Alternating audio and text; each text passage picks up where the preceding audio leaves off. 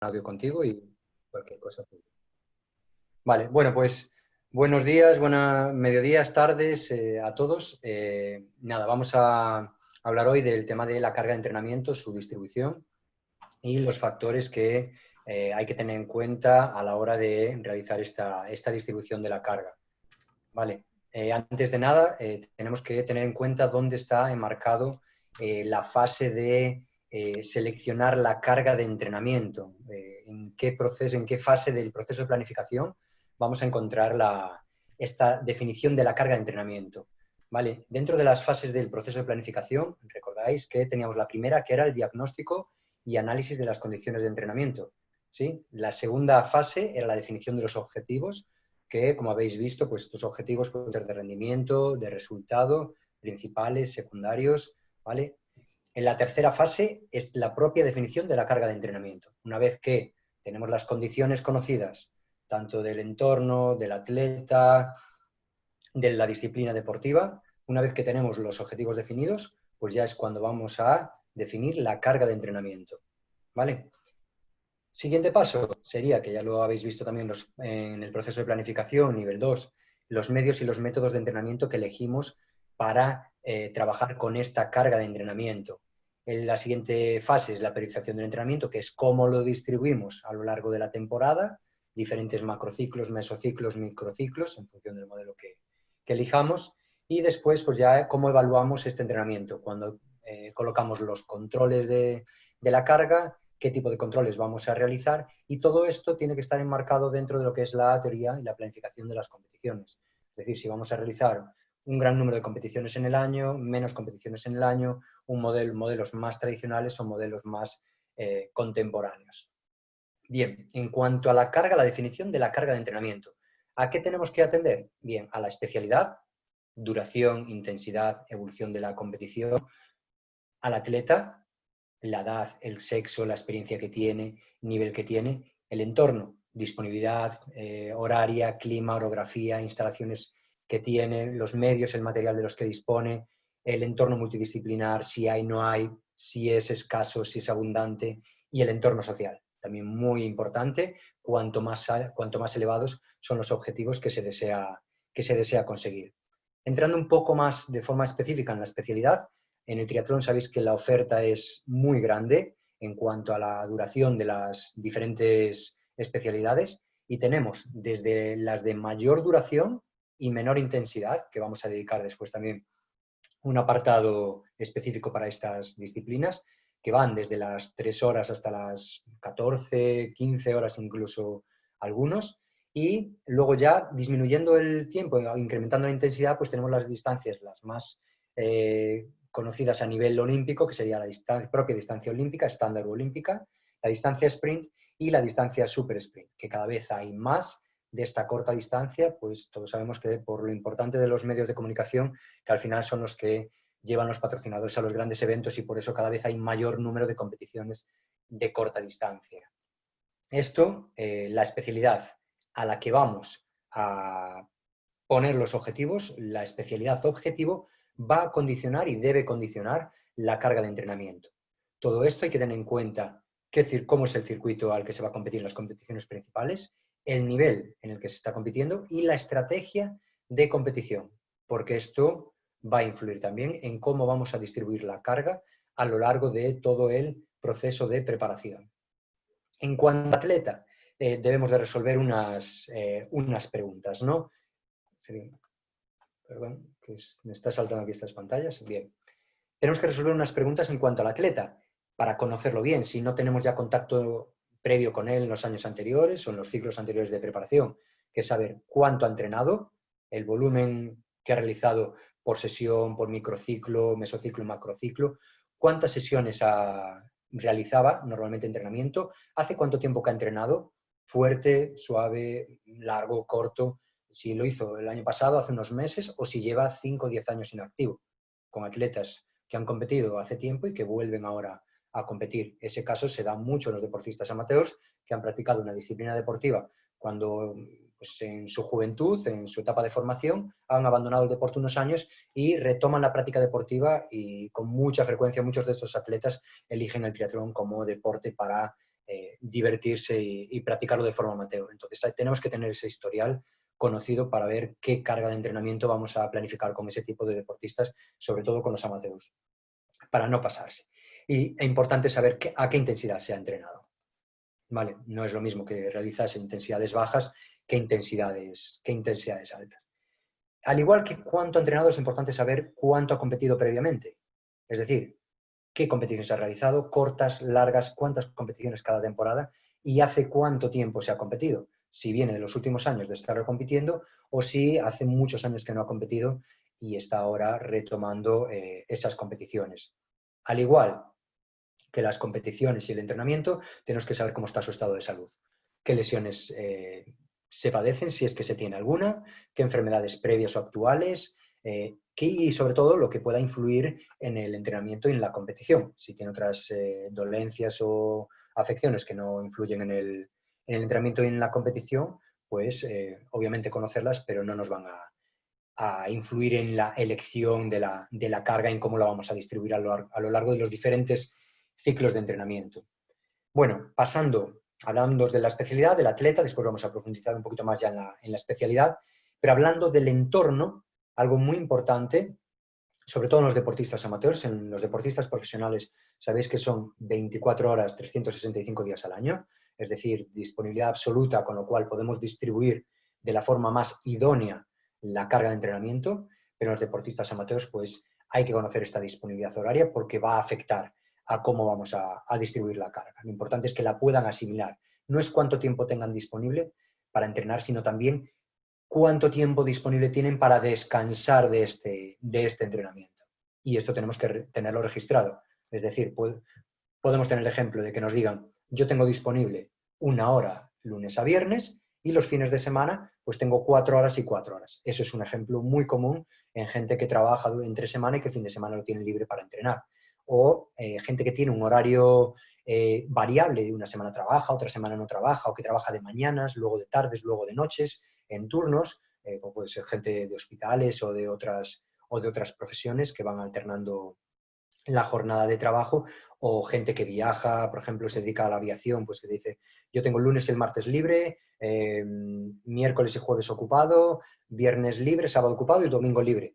Pues esa programación de la carga va a ser totalmente diferente que una persona que trabaje, por ejemplo, solo por las mañanas y que las tardes las tenga libres.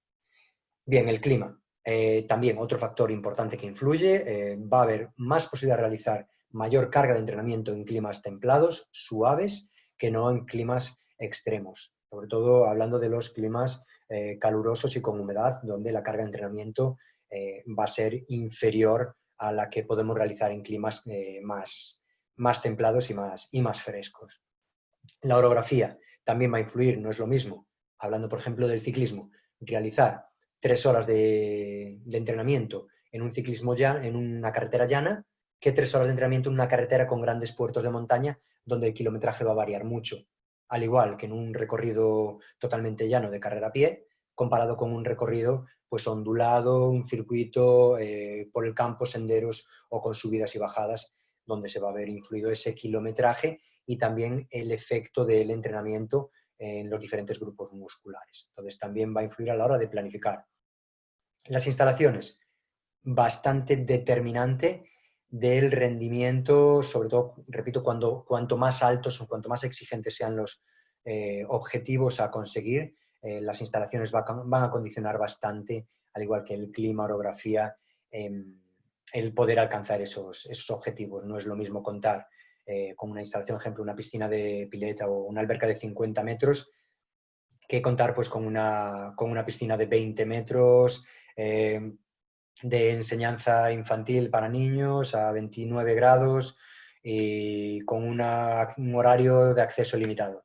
A tener una piscina de 50 metros, con acceso todo el día, el agua a 26 grados y con todas las condiciones para entrenar. Por poner un ejemplo de lo que pueden llegar a influir las instalaciones en la mejora del rendimiento y en alcanzar unos objetivos más o menos elevados, ¿no? Bien, déjame quitar esto de aquí. Es el material, los medios y el material, igual que las instalaciones, a mayor nivel de objetivos a alcanzar, mayor importancia de este material para la consecución de estos objetivos. Ejemplo sencillo, a la hora de subir un puerto, no es lo mismo pues, una bicicleta de 10 kilos que una bicicleta de 7 kilos, contando ya que el triatleta, el deportista, esté fino y entrenado. Evidentemente va a marcar mucho la diferencia. El contar también con condiciones, ejemplo, un rodillo de alta calidad para entrenamientos en condiciones climatológicas muy adversas, que tener simplemente un rodillo de rulos donde la resistencia pues no se puede incrementar lo suficiente y no se pueden realizar entrenamientos de fuerza-resistencia importantes en el ciclismo, por poner un ejemplo muy claro de lo que es la importancia del material, ¿no? Bien, muy bien. El entorno multidisciplinar. También, repito la misma frase, a mayor nivel de objetivos a conseguir, mayor importancia de contar con un equipo de profesionales que nos apoyen en la consecución de estos objetivos, en garantizar que la carga de entrenamiento que estamos seleccionando realmente sea la que se está asimilando de manera correcta por parte de los deportistas.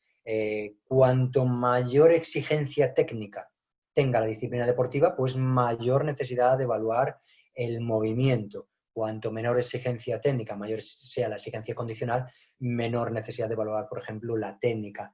Tema de fisioterapia, rehabilitación, también determinante en la cantidad de trabajo a realizar. Cuantos mayor apoyo, mayores medidas para facilitar la rápida recuperación de las sesiones de entrenamiento, mayor carga se va a poder realizar en la sesión siguiente de entrenamiento.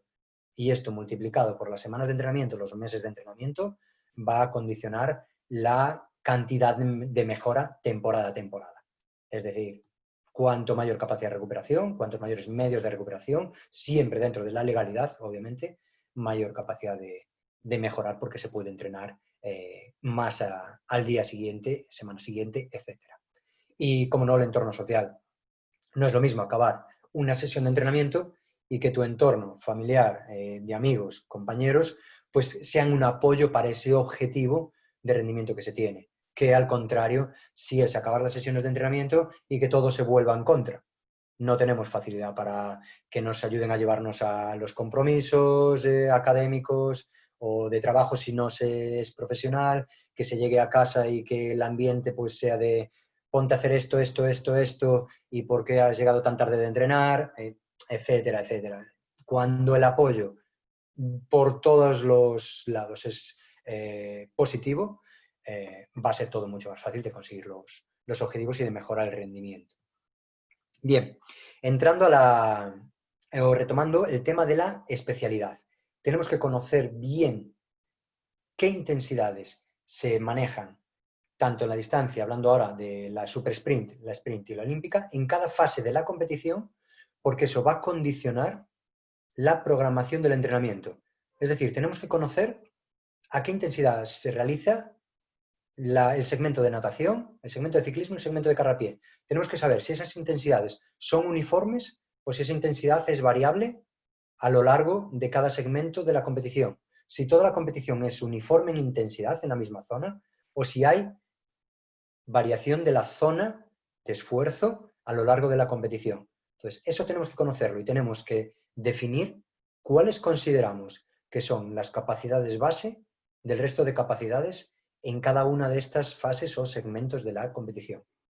¿Vale? Entonces, repasando cómo va la competición, la super sprint, que tiene una duración total de 15 a 30 minutos, esto ya es un factor clave para saber que los depósitos de glucógeno no se van a depleccionar, que si no cometemos ningún suicidio, ningún error de realizar esta competición en ayunas o con muy poco depósito, si no cometemos ese tremendo error, no va a haber problema. Entonces las intensidades van a poder ser muy altas, altas o muy altas durante todo el tiempo. ¿Vale? Vamos a repasar un poquito la dinámica de esta competición porque después la de distancia sprint y olímpica son muy, muy parecidas. Vamos a ver los pequeños cambios que tienen. Entonces, conociendo las zonas, esto tened muy claro que estamos hablando de qué zonas se presentan de forma principal en cada fase de la competición. Vale, comenzamos por la salida. En la salida, las zonas a desarrollar, las importantes, pues serían las alácticas. En este caso, potencia y capacidad aláctica. Sí, la potencia láctica no es tan importante porque el esfuerzo no se va a detener. ¿Vale? Eso ya se ha reforzado bastante. Las zonas de potencia aláctica y potencia láctica prácticamente no son objetivo de entrenamiento, porque después de realizar este tipo de esfuerzos suele o se debe de realizar un descanso total para realizar el siguiente esfuerzo en el entrenamiento en estas capacidades. ¿Vale? Entonces hablaríamos más de capacidad aláctica y no tanto de potencia láctica. La capacidad aláctica, sabéis que dura de esos 10 a 20 segundos, que no la vamos a exprimir al 100%, porque quedaríamos bastante tocados para los siguientes segundos de competición. Entonces sí se va a salir en esta zona, en esta de intensidad, pero no se va a exprimir hasta los 20 segundos, 18, 20, 22, 24 segundos, no. Un poco antes, es decir, a los 6, 8, 10, 12 segundos, ya se va a disminuir ligeramente el esfuerzo, ya no va a ser tan anaeróbico aláctico, para quedar en una zona más de capacidad láctica, potencia aeróbica. Al igual que quedamos en esta zona, ya en la fase, en el segmento de natación propiamente dicho, de capacidad láctica, no la vamos a exprimir al 100%. Es decir, no vamos a estirar la capacidad láctica hasta ese minuto y medio, 2 minutos, a esa intensidad, como si estuviésemos haciendo un 200 metros libres en natación, llegar y parar. No es esa la intensidad, pero no es esa la duración. Es decir, nos vamos a poner en esa intensidad aproximadamente medio minuto, 20 segundos, medio minuto, 40, 45 segundos, depende del riesgo que se necesite o se quiera asumir. ¿Vale? Los triatletas de menos nivel en la natación tienen que asumir más riesgo y extender un poco más esa zona de tan alta intensidad. Y bajar de nuevo otro puntito la intensidad para ponerse ya en velocidad de crucero. ¿Vale? Esta velocidad de crucero va a ser de potencia aeróbica, porque la duración es muy baja, la duración total es de 3 a 5 minutos, 6 minutos, dependiendo de la distancia exacta de competición, y por eso va a estar en una zona de intensidad máxima aeróbica de potencia aeróbica. ¿Vale? Avanzando a la siguiente zona, la primera transición, nos vamos a mantener ya en esta zona de máxima intensidad aeróbica, no se va a disminuir el esfuerzo, porque no vamos a llegar a agotar esta zona a los 8, 9, 10 minutos, sino que antes de agotar esta zona vamos a bajar un porcentaje mínimo la intensidad para poder continuar el esfuerzo. ¿Vale? Esta primera transición, que tiene una duración variable en función del evento en sí, de la organización, ¿vale? Va a ir desde los 30 segundos hasta el minuto y medio, dependiendo si es un pantalón largo, escaleras, rampa, etcétera, hasta llegar a la primera transición. Y ahí es donde ya inicia el ciclismo, ¿vale? Este inicio de ciclismo coincide prácticamente en lo que sería la distancia sprint y la olímpica, coincide prácticamente con todo el ciclismo de la distancia super sprint. Es decir, de 3 a 6 minutos, lo que dura el inicio de la olímpica o la sprint, ya es todo el ciclismo de la super sprint. Es decir, a tope todo el tiempo. ¿Vale? No se baja la intensidad, próximos al consumo máximo de oxígeno, salvo, obvio, alguna estrategia individual donde, por lo que sea, pues se disminuye el esfuerzo X porcentaje, o porque se va a rueda de 3, 4 competidores y no se da ni un relevo y, pues curiosamente o por suerte, pues ellos van haciendo todo el esfuerzo y el que va tercero o cuarto pues no entra en una zona de consumo máximo de oxígeno, sino que se mantiene en una zona de capacidad aeróbica. ¿Vale? Pero la zona principal sería próxima al consumo máximo de oxígeno. ¿Vale? Veis que prácticamente coincide el inicio, nos quedan poquitos minutos más, hasta los 7, 8, 9, repito, depende de lo que dure el circuito, el resto del ciclismo de la distancia super sprint.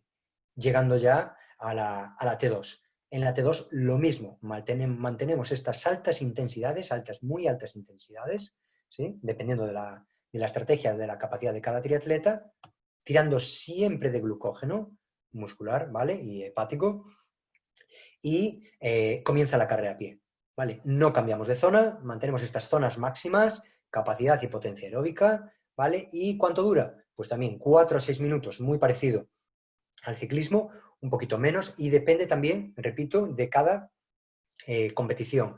Si se corren 1500, si se corren 2000 o 2500, ¿vale? Puede variar un poquito, o 1600, dependiendo del circuito, de forma específica en cada competición. Bueno, si no pasa nada raro, no va a haber un vaciado de depósitos de glucógeno, si no entramos en zonas de capacidad láctica, si no comprometemos en exceso ese trabajo muscular, y si hay el entrenamiento suficiente, específico, se va a poder realizar un sprint, ¿vale? Un cierre. Ese sprint cierre, vamos a tirar ahora sí que de fosfágenos musculares, hay depósito para 20 segundos, 20, 30, 40 segundos, y ahí sí podemos pasar de esas zonas de máximo consumo de oxígeno, de potencia aeróbica, podemos pasar a esa zona láctica de incapacidad. No va a ser en potencia, porque el requisito para realizar, refuerzo, un esfuerzo en potencia láctica, el requisito es iniciar en una situación de reposo. Aquí no hay una situación de reposo para iniciar ese esfuerzo. Por lo tanto, vamos a intentar pasar, si es que hay el entrenamiento, si es que hay esa capacidad muscular periférica de demandar esa grandísima cantidad de energía que de forma aeróbica no se puede aportar, entonces pasamos al otro lado y se aporta principalmente de forma anaeróbica, ¿vale? Y sería, pues duraría esos 20, 30, 40 segundos para finalizar la competición. Bueno, aquí veis que prácticamente las zonas fundamentales son de capacidad y de potencia aeróbica.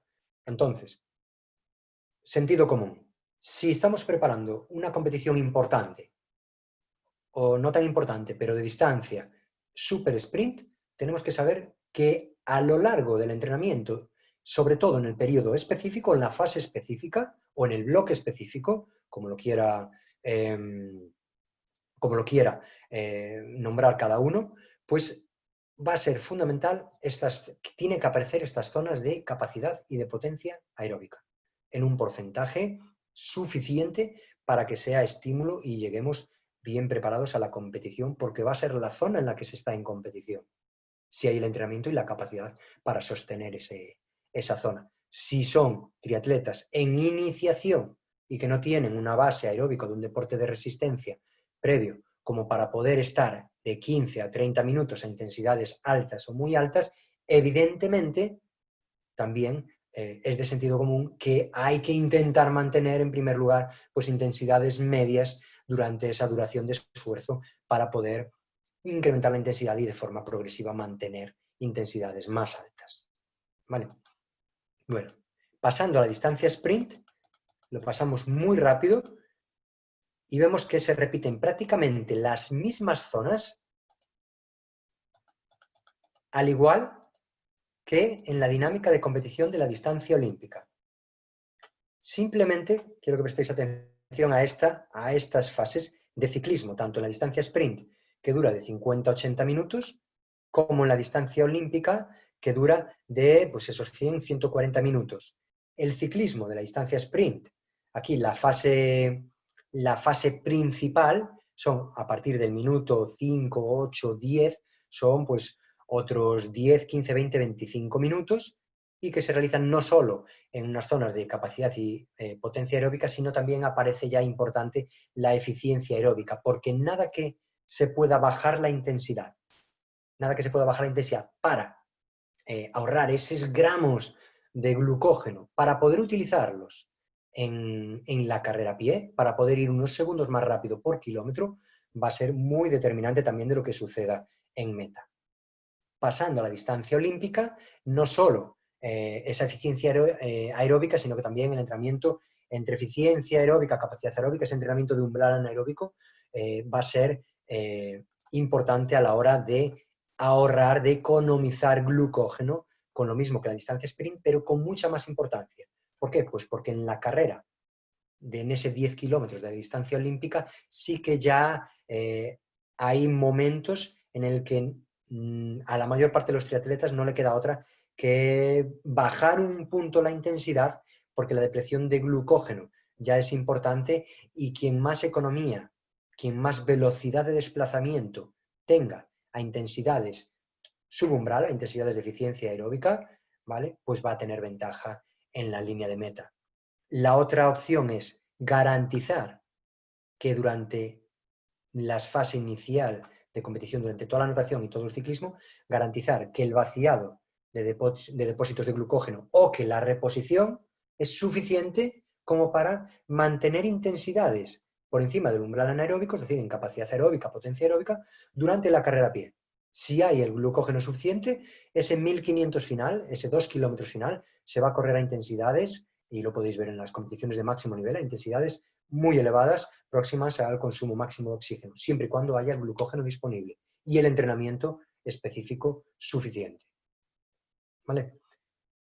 Hablando de los depósitos de glucógeno, para la distancia super sprint, en teoría no se deflexionan. En la distancia sprint, con una buena carga, y si el esfuerzo es inferior a esos 60-70 minutos, no haría falta reposición, al menos sólida, por supuesto que no, y reposición líquida, concentrada, más o menos concentrada, en función de cuántos minutos por encima de la hora pues se vaya a alargar la competición en función del nivel o en función de la prueba en específico, es decir, si dura 65, 70, 75, 80, 85 minutos. En función de esos minutos, de forma muy específica y del consumo calórico de cada triatleta, vamos a tener que reponer más o menos durante el segmento de ciclismo, que es por la posición de sentado, donde la mayor facilidad de absorción hay de esos hidratos, de esas calorías, para poder tenerlas disponibles para la carrera a pie. En la distancia olímpica suele ser imprescindible el reponer al menos líquido, más o menos concentrado, durante el ciclismo, para tener ciertas garantías de correr a intensidades máximas o máximas en la carrera a pie, salvo que la diferencia de nivel sea tan grande que, aun cometiendo errores, los triatletas de más nivel, errores como no hidratarse adecuadamente o no realizar una reposición adecuada durante el segmento de ciclismo, sean los mejores en meta. La única explicación que hay es que son muy superiores, porque aun cometiendo errores están delante. ¿Okay? Los depósitos, sabemos cuál es el tiempo límite si se quiere estar a intensidades en umbral o supraumbral, ¿vale? Entonces sabemos que estamos ahí en esos 75, 80, 85 minutos, a lo máximo 90 minutos, ¿vale? Entonces todo lo que supere ese esfuerzo, esa duración de esfuerzo, necesita una reposición para mantener intensidades máximas, ¿vale? Bien, esto en cuanto a la distribución de las zonas de intensidad en las diferentes especialidades. Recordamos que esto influye en la estrategia de elección de la carga de entrenamiento, ¿vale? A lo largo de la planificación y cómo la vamos a distribuir. Cuáles son las capacidades base de las más específicas en competición. Bueno, y recordar en cuanto a la especialidad que estas zonas de intensidad de la competición dependen de la estrategia, del nivel de la competición o la categoría en la que se está compitiendo y del volumen de participantes también, sabiendo, por ejemplo, si va a haber más drafting en ciclismo porque los grupos son grandes, o si va a tocar un ciclismo en solitario, cada uno a su intensidad, o si va a ser un ciclismo a muchos cambios de ritmo por la estrategia de los competidores. Esto va a influir en qué zonas pues son las que tenemos de planificar y cómo las vamos a distribuir a lo largo de la temporada. Bien, factores que condicionan la carga. ¿Qué tenemos que tener en cuenta? Perdón, que se mantenga ahí, en esta diapositiva. ¿Qué tenemos que tener en cuenta entonces para los deportistas de alto nivel y profesionales? Que recordamos que tenían 24 horas, 24 horas y 365 días al año. Bien, con ellos se debe entrenar lo mínimo necesario para que sea un estímulo y se incremente el nivel de rendimiento, intentando conservar la salud en medida de lo posible, a diferencia del deportista amateur.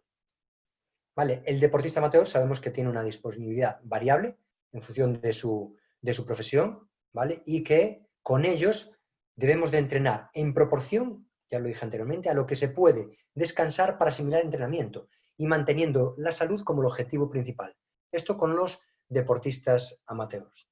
¿Vale? Entonces, las preguntas que teníamos que tener resueltas, ¿vale? ¿Cuánto ha entrenado previamente? ¿Cuánto ha competido previamente? ¿Cómo está su estado de salud actual? Pues una vez que tenemos...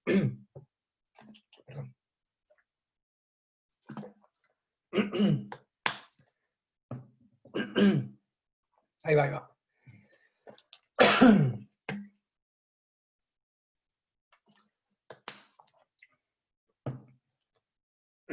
Ya va, ya va.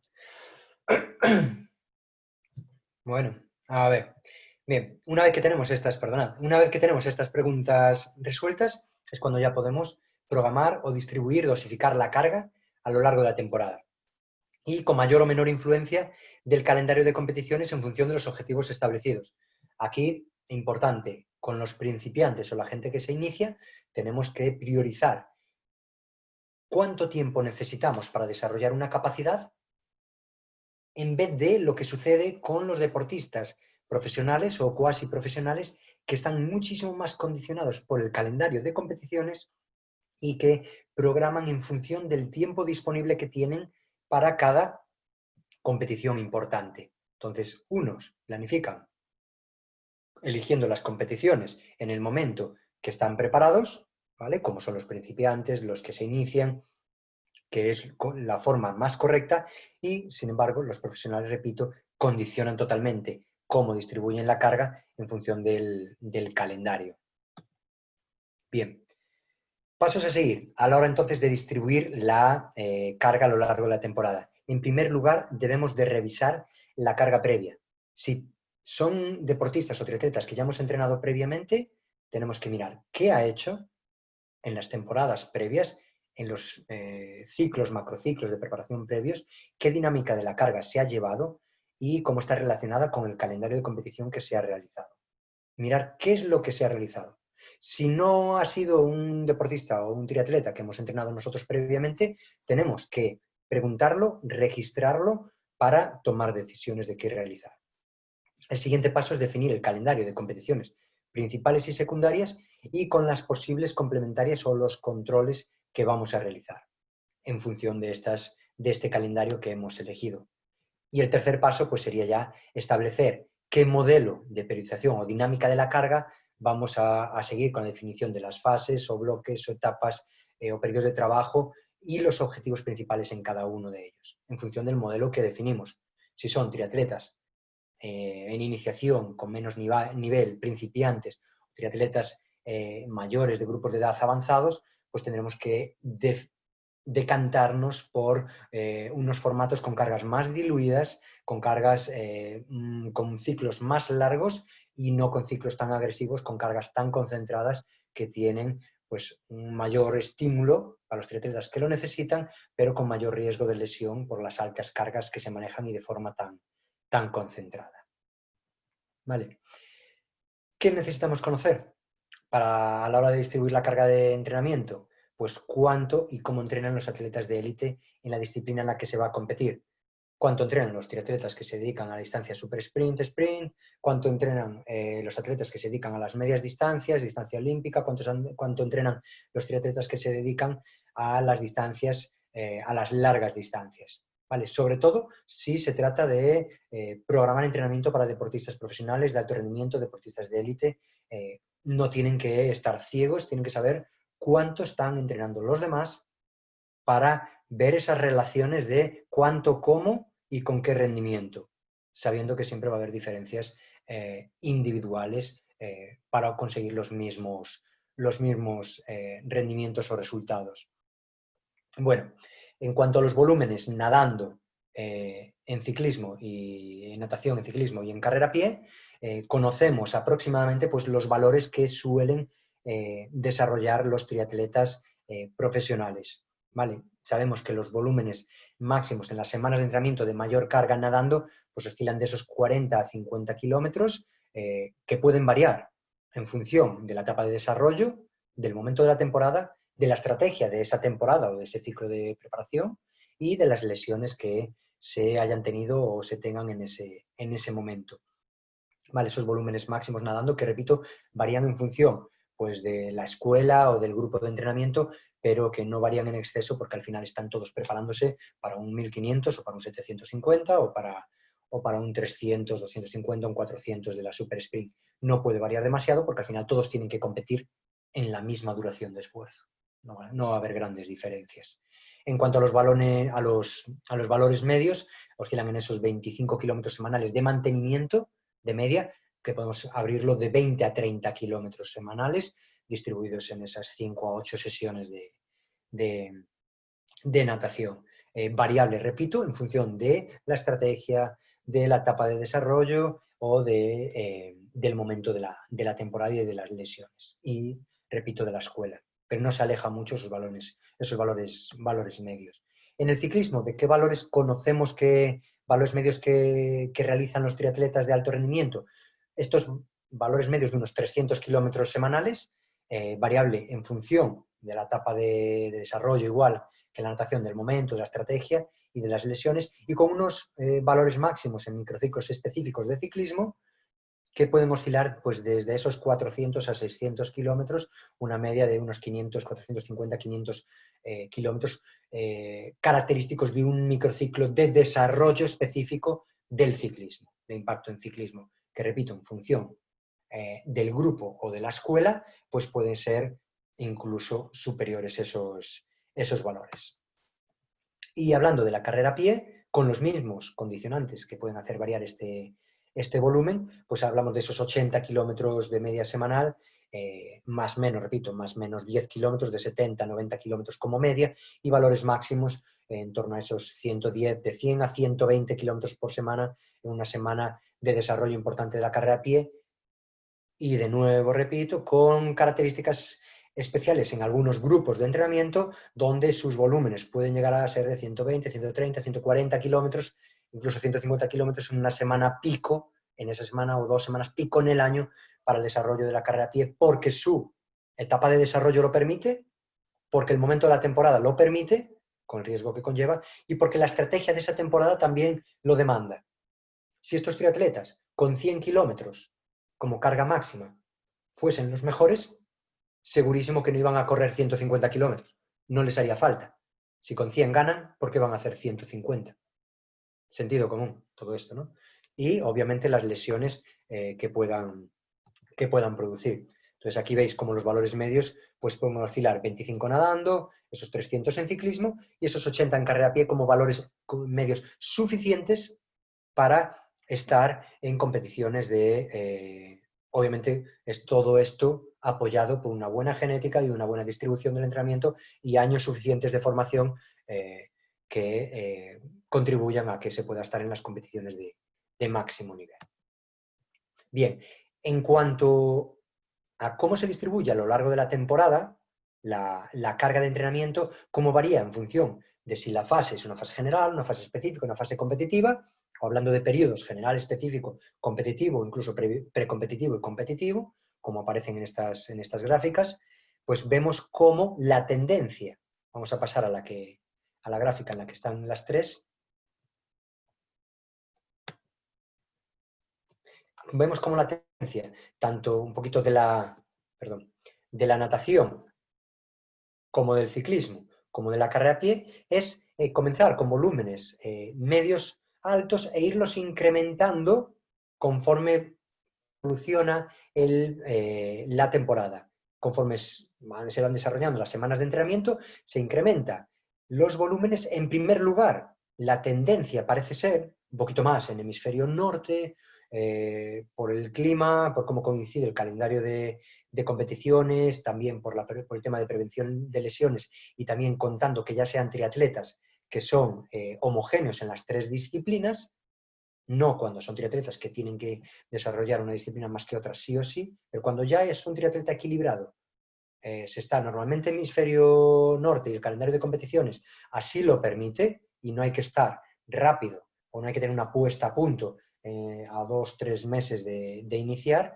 pues se suele iniciar por incremento de la carga en natación, a continuación incremento en el ciclismo y por último sería un incremento de la carga en la carrera a pie, que es el segmento donde mejor se tiene que estar en forma cerca de las competiciones principales.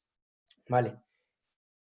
Cambiamos ahora el tercio y hablamos muy poquito de fuerza porque va a haber una ponencia específica más adelante del tema del desarrollo de la fuerza, pero vemos también cómo, bueno, tener en cuenta que esta influye el perfil antropométrico, tipo de fibras, coordinación inter e intramuscular, qué características tiene el triatleta, y si hay una facilidad, una rápida adaptación al cambio de segmento en competición. Es decir, este triatleta tiene ¿Tiene facilidad para cambiar de segmento, natación a ciclismo, ciclismo carrera a pie? ¿Cómo de ágil es en ese cambio y cuánto de efecto tiene sobre su musculatura ese cambio de gesto deportivo, ¿no? En cuanto al trabajo, vemos cómo las sesiones de fuerza ahí es un poquito variable. Entre chicos, chicas, depende también del esfuerzo de la escuela. No hay un gran consenso, pero lo que sí que la metodología y el método principal que se utiliza para el entrenamiento de la fuerza es el entrenamiento en circuito. Las cargas son bajas o medias y se alternan los grupos musculares de tren superior, tren inferior, tronco y estabilizadores. Bueno, estabilizadores de tronco también y estabilizadores de tren inferior. Esos no faltan a lo largo de toda la temporada, incluso durante el periodo de competiciones, el trabajo de estabilizadores tanto de tronco como rodilla, cadera, tobillos, pies, no va a faltar a lo largo de toda la temporada. Pero repito que le vamos a dedicar una ponencia específica, por lo tanto lo pasamos un poquito rápido el tema de la fuerza. Bien, en cuanto a las transiciones, la primera transición y la segunda transición, vamos a pasar a la diapositiva que tiene las tres, tanto el trabajo de fuerza como de primera transición y segunda transición. Respecto a estas, las transiciones, decir que la mayor frecuencia de entrenamientos de transiciones se va a producir en el periodo específico y en el precompetitivo. ¿Vale? La primera transición un poquito más en el específico, general, específico, y la segunda pues un poco más en el específico y precompetitivo, no tanto en el periodo competitivo. En el periodo competitivo el entrenamiento de transiciones, sobre todo de la T2, veis que la línea de la T1 se mantiene un poco más horizontal, pero el de la T2 durante el periodo de competiciones baja. ¿Por qué? Por el impacto que tiene la carrera a pie en transición. Si ya se está compitiendo, si ya se está agrediendo al cuerpo, sobre todo la musculatura del tren inferior, con las transiciones durante la competición, tenemos que tener cuidado de no incrementar esa agresión realizando un excesivo número de entrenamientos en transición, entrenamientos de carrera a pie en transición, ya que tienen mayor impacto que el entrenamiento de la carrera a pie aislada. ¿Por qué? Pues por la fatiga de la musculatura extensora de cadera y de rodilla que se trabaja tanto en el ciclismo como y de tobillo, tanto en el ciclismo como en la carrera a pie. Esa fatiga previa del ciclismo afecta al impacto que tienen las articulaciones durante la carrera a pie. Entonces, repito, hay el mayor número de sesiones se realiza en los periodos específico y precompetitivo, sobre todo la T2. Como objetivo, un detalle, como objetivo de cumplir un principio de entrenamiento de variabilidad del entrenamiento deportivo, pues se puede realizar en el periodo general alguna transición, sobre todo con los triatletas pues, que se inician, o los más jóvenes, o incluso con los de alto rendimiento, unas sesiones, si las condiciones de clima en invierno pues son peores, entrenamientos indoor, para variar un poquito, pues hacer esos cambios de segmento ciclismo, carrera, esas multitransiciones indoor, o si se tiene la posibilidad de una piscina con el rodillo al lado, también realizar esas T1 en el borde de la piscina, perdón, en el borde de la piscina, cómo meter como objetivo de variabilidad, ¿vale? No tanto de desarrollo, pero sí de variabilidad. Entonces no estaría mal programarlas, pero teniendo en cuenta que sería por meter variedad, ¿vale? Bien, entonces, los pasos. Una vez establecidos los volúmenes y la distribución por zonas a lo largo de los periodos y las fases de cada macrociclo, ya es cuando se distribuye la carga dentro del microciclo. ¿Vale? Una vez que conocemos lo que se hizo y hemos decidido qué hacer en esta temporada, cuántos macrociclos, para cuántas competiciones, cómo van a ser esos microciclos, cuántos de carga, con qué dinámica queremos que sean de 1-2-3-1, 1-2-3-1, 1-2-3-1, o ya cuando en el periodo específico de 1-2-1, o 2 arriba, 1 abajo, 2-1, 2-1, 2-1, en función de qué forma le queremos dar a la carga, más concentradas o más diluidas, o subir incluso el primer ciclo de 1, 2, 3, 4, 6, 8 microciclos, subiendo de forma muy progresiva hasta el primero de descarga. Bueno, una vez que tenemos definido cómo va a ser la forma, cuánto va a ser los volúmenes máximos, por qué volúmenes y qué zonas de intensidad iniciamos, cuáles son base para las específicas de competición, pues ahí es donde ya vamos a cada microciclo, sabiendo si ya va a ser un microciclo de introducción, un microciclo de carga, un microciclo de impacto, un microciclo de ajuste o de recuperación o de competición, ¿vale? Y controlamos el efecto, ¿vale? Dentro y fuera del entrenamiento, ¿vale?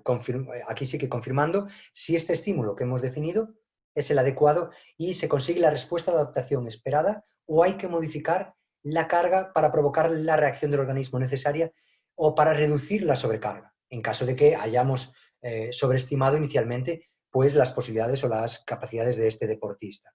Hay que tomar decisiones. Si enlazamos o si el deportista enlaza más de 3-4 días, incluso llegando a la semana, donde el rendimiento en las sesiones de entrenamiento está disminuido, sobre todo, no tanto porque a la misma velocidad o a la misma potencia producida se tiene la frecuencia cardíaca ligeramente más elevada, o porque en el calentamiento es ligeramente más elevada la frecuencia cardíaca, o porque tarda un poquito en responder, ¿vale? Sino, más bien, el más importante, el que tenemos que atender es si no se es capaz realmente de producir el ritmo o la velocidad deseada, o la potencia deseada, si no se tiene esta capacidad de forma continuada en varios días, más de 3, 4, 5 días, y si no se es capaz, además de esto, de elevar la frecuencia cardíaca. Si tenemos estos indicadores, además de los de fuera del entrenamiento, como frecuencia cardíaca en reposo elevada durante el día, no baja lo suficiente, y si tenemos mala calidad de sueño, si tenemos también un indicador, un color de orina constantemente más oscuro, si no tenemos otros indicadores ya más de química sanguínea, bioquímica, más objetivos, pero sí tenemos estos, mal humor, falta de sueño, no se tiene la capacidad de descansar bien, tenemos que tomar decisiones porque posiblemente la carga que hayamos definido sea más elevada de lo que realmente podía asimilar el deportista, o no se está realizando el descanso de la forma adecuada, de la calidad necesaria para poder asimilar este entrenamiento. A veces no es que la carga de entrenamiento definida sea incorrecta o sea superior a la que pueda asimilar. En numerosas ocasiones es que el entrenamiento invisible pues no se ha realizado de forma correcta o no se ha muy sencillo, error muy común, tardar en reponer después de una sesión de entrenamiento. Después de una sesión de entrenamiento larga y de alta intensidad, si pasa demasiado tiempo sin reponer, estamos provocando un daño, una agresión al organismo extra innecesaria, condicionando el rendimiento al día siguiente y a la sesión siguiente, día siguiente y día tras día. Entonces, no solo es por la definición de la carga, sino también por lo que se hace cuando no se está entrenando. ¿Vale? Bien. Bueno, entonces, hablando de la dinámica de la carga en los microciclos, ¿cómo pueden ser estos? Dependiendo del momento de la temporada, dependiendo del nivel del triatleta, nos podemos encontrar varias opciones de forma de distribuir la carga a lo largo del microciclo. Y nos pueden quedar diferentes modelos de dinámica de la carga. Modelos típicos en el periodo general o en la fase general o en los primeros mesociclos o los primeros microciclos de entrenamiento, pues van a ser modelos con una dinámica de la carga donde no hay mucha diferencia de los días de mayor carga de entrenamiento a los días de menor carga de entrenamiento. Va a ser muy parecido entre unos y otros, ¿vale? Sí es importante tener en cuenta que esta carga, este nivel de carga, sea provocado de forma variable por cada segmento. Bien un día que sea provocado por la carrera a pie, aquí vemos en este microciclo, por ejemplo, que los martes y el viernes, el motivo que la carga tenga este valor, pues está provocado principalmente por la carrera a pie. A diferencia, por ejemplo, del miércoles del jueves y del domingo, donde principalmente pues, está marcado por ciclismo y natación, al igual que el domingo por el ciclismo, y el lunes, miércoles y sábado por la natación, bien por volumen o bien por intensidad, pero sí hay esa variación importantísima de cuál es el segmento que provoca el incremento de la carga. ¿Para qué? Pues porque tenemos la gran ventaja que en el triatlón se puede entrenar de forma aislada el tren superior y el tren inferior.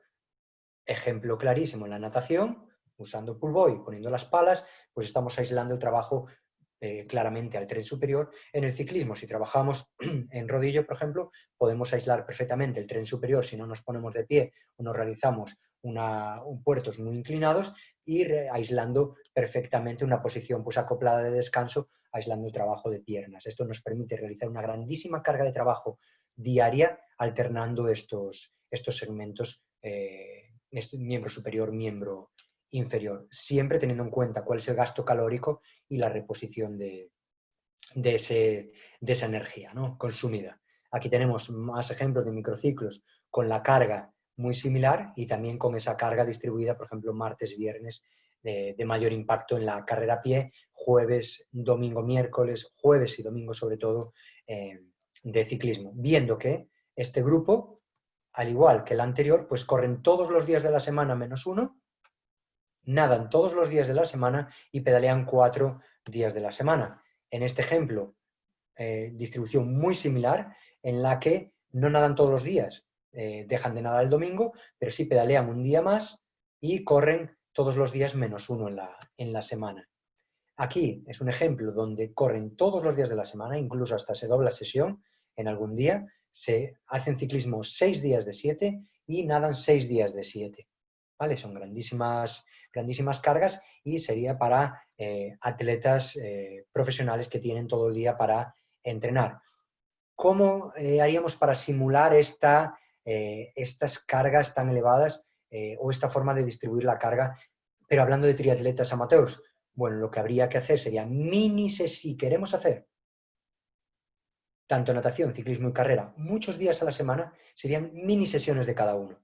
Si tenemos 90 minutos disponibles, si no hay desplazamientos, por ejemplo, es una instalación bajo techo, en invierno o porque las condiciones climatológicas o en verano, porque hay demasiado calor y tenemos que entrenar en indoor, si tenemos todo al lado, mini sesiones de 30 minutos, 30 minutos, 30 minutos, 60 más 30, 20, 20, 80, con esa combinación podríamos tener un diseño de microciclo donde aparezcan muchas veces cada uno de los segmentos. Claro que podría hacerse y no sería incorrecto. Simplemente habría que tener en cuenta cómo distribuimos las diferentes intensidades en cada segmento para que tuviese sentido conforme a los objetivos que están planteados. ¿Vale? Aquí vemos pues, un poquito las tres formas de los microciclos donde las cargas están bastante igualadas y no hay diferencia entre unas y otras. Bien, si hablamos de ya cargas máximas donde solo hay un día de descarga, aquí vemos cómo este factor de carga, que con la hoja Excel que tenéis de planificación podéis ver perfectamente cuánto hay que planificar y a qué intensidades hay que planificar para alcanzar estos valores. Son días extremos de carga, ¿vale? Y aquí vemos cómo está distribuida simplemente con un lunes-viernes donde es de mantenimiento y un domingo donde sí la carga es baja, pero martes, miércoles, jueves y sábado las cargas son máximas, son de impacto y este tipo de microciclos con estos valores se realizan muy poquitos a lo largo de la temporada y por triatletas que realmente absorben grandísima cantidad de entrenamiento. Bien, si estamos hablando ya de dinámica de microciclos con picos muy marcados, ¿vale? Pues tendríamos este ejemplo. Aquí tenemos un pico, 2 y 3 con uno medio, pero 3 claramente marcados, uno medio y estos más bajos. ¿Con qué se relacionan estos microciclos? Pues más ya con semanas cerca de la competición, donde realizamos entrenamientos simuladores, series simuladoras, series rotas, entrenamiento fraccionado con intensidades iguales o superiores a las de competición. Entonces, esto nos obliga, cuando la intensidad es tan elevada, nos obliga a alternar días fáciles y días difíciles. También se ponen estos días fáciles porque se quiere tener la garantía, tanto por la parte física condicional como por la parte psicológica, la garantía de que estos entrenamientos de calidad, ya de puesta a punto, que salgan bien. Esto no lo olvidéis, por favor, es muy importante. Los entrenamientos pre-competición es muy importante que salgan bien. Si tenemos la duda por la fatiga previa, por cómo llega una sesión, si tenemos la duda de si va a salir bien o no, es mucho mejor que tomemos la decisión de hacer un poco más fácil el entrenamiento. Una, fraccionándolo. Dos, o fraccionándolo más. Dos, disminuyendo la duración de cada uno de los esfuerzos. Tres, aumentando la recuperación entre cada uno de los esfuerzos. ¿Vale? O cuatro, esperando más horas a realizar esa sesión de entrenamiento. Tenemos muchas opciones para garantizar que esa sesión es clave de puesta a punto de máxima intensidad, igual o superior a la de la competición, que salgan bien. Es muy importante por el efecto psicológico de cómo se llega a las competiciones, ¿vale? Entonces, tener cuidado con estos entrenamientos. Bueno, una dinámica también muy común, muy usada en muchos triatletas y que es la del lunes-viernes, un poquito más fácil, y acumular trabajo en medio de semana y los fines de semana. El argumento es, aparte de ser fisiológico por los tiempos de recuperación, el argumento es muy potente porque las competiciones suelen ser en fin de semana, los viernes suele ser un día de descanso, de briefing o de viaje, desplazamiento para esas competiciones, si son cerca, si no, pues se suele viajar incluso antes. Cuando hay competiciones de un gran cambio horario, hasta se suele viajar los lunes, tanto después de la competición como previo a la competición, para tener esos días para adaptación al horario. Entonces, este argumento, con el impacto en medio de semana, aquí veis el gran impacto que tiene esta sesión de carrera a pie, ¿vale?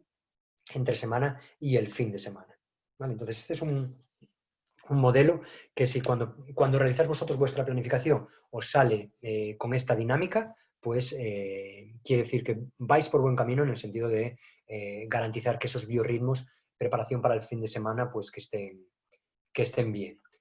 Aquí vemos lo mismo, pero alternando, si comparamos con la anterior, veis como aquí la carga es gran impacto de carrera miércoles, sábado, el ciclismo para martes repartido entre martes, jueves, sábado, domingo, y aquí, sin embargo, veis como en vez de ser miércoles y sábado la carrera es martes, jueves y un poquito menos sábado y domingo repartido entre los dos, ¿vale? Y cambiamos el ciclismo aquí el miércoles, domingo. Entonces hay muchas formas de realizar, de distribuir la carga de entrenamiento, pero sí con el común de que lunes, viernes, pues sean los días un puntito más fáciles, ¿no?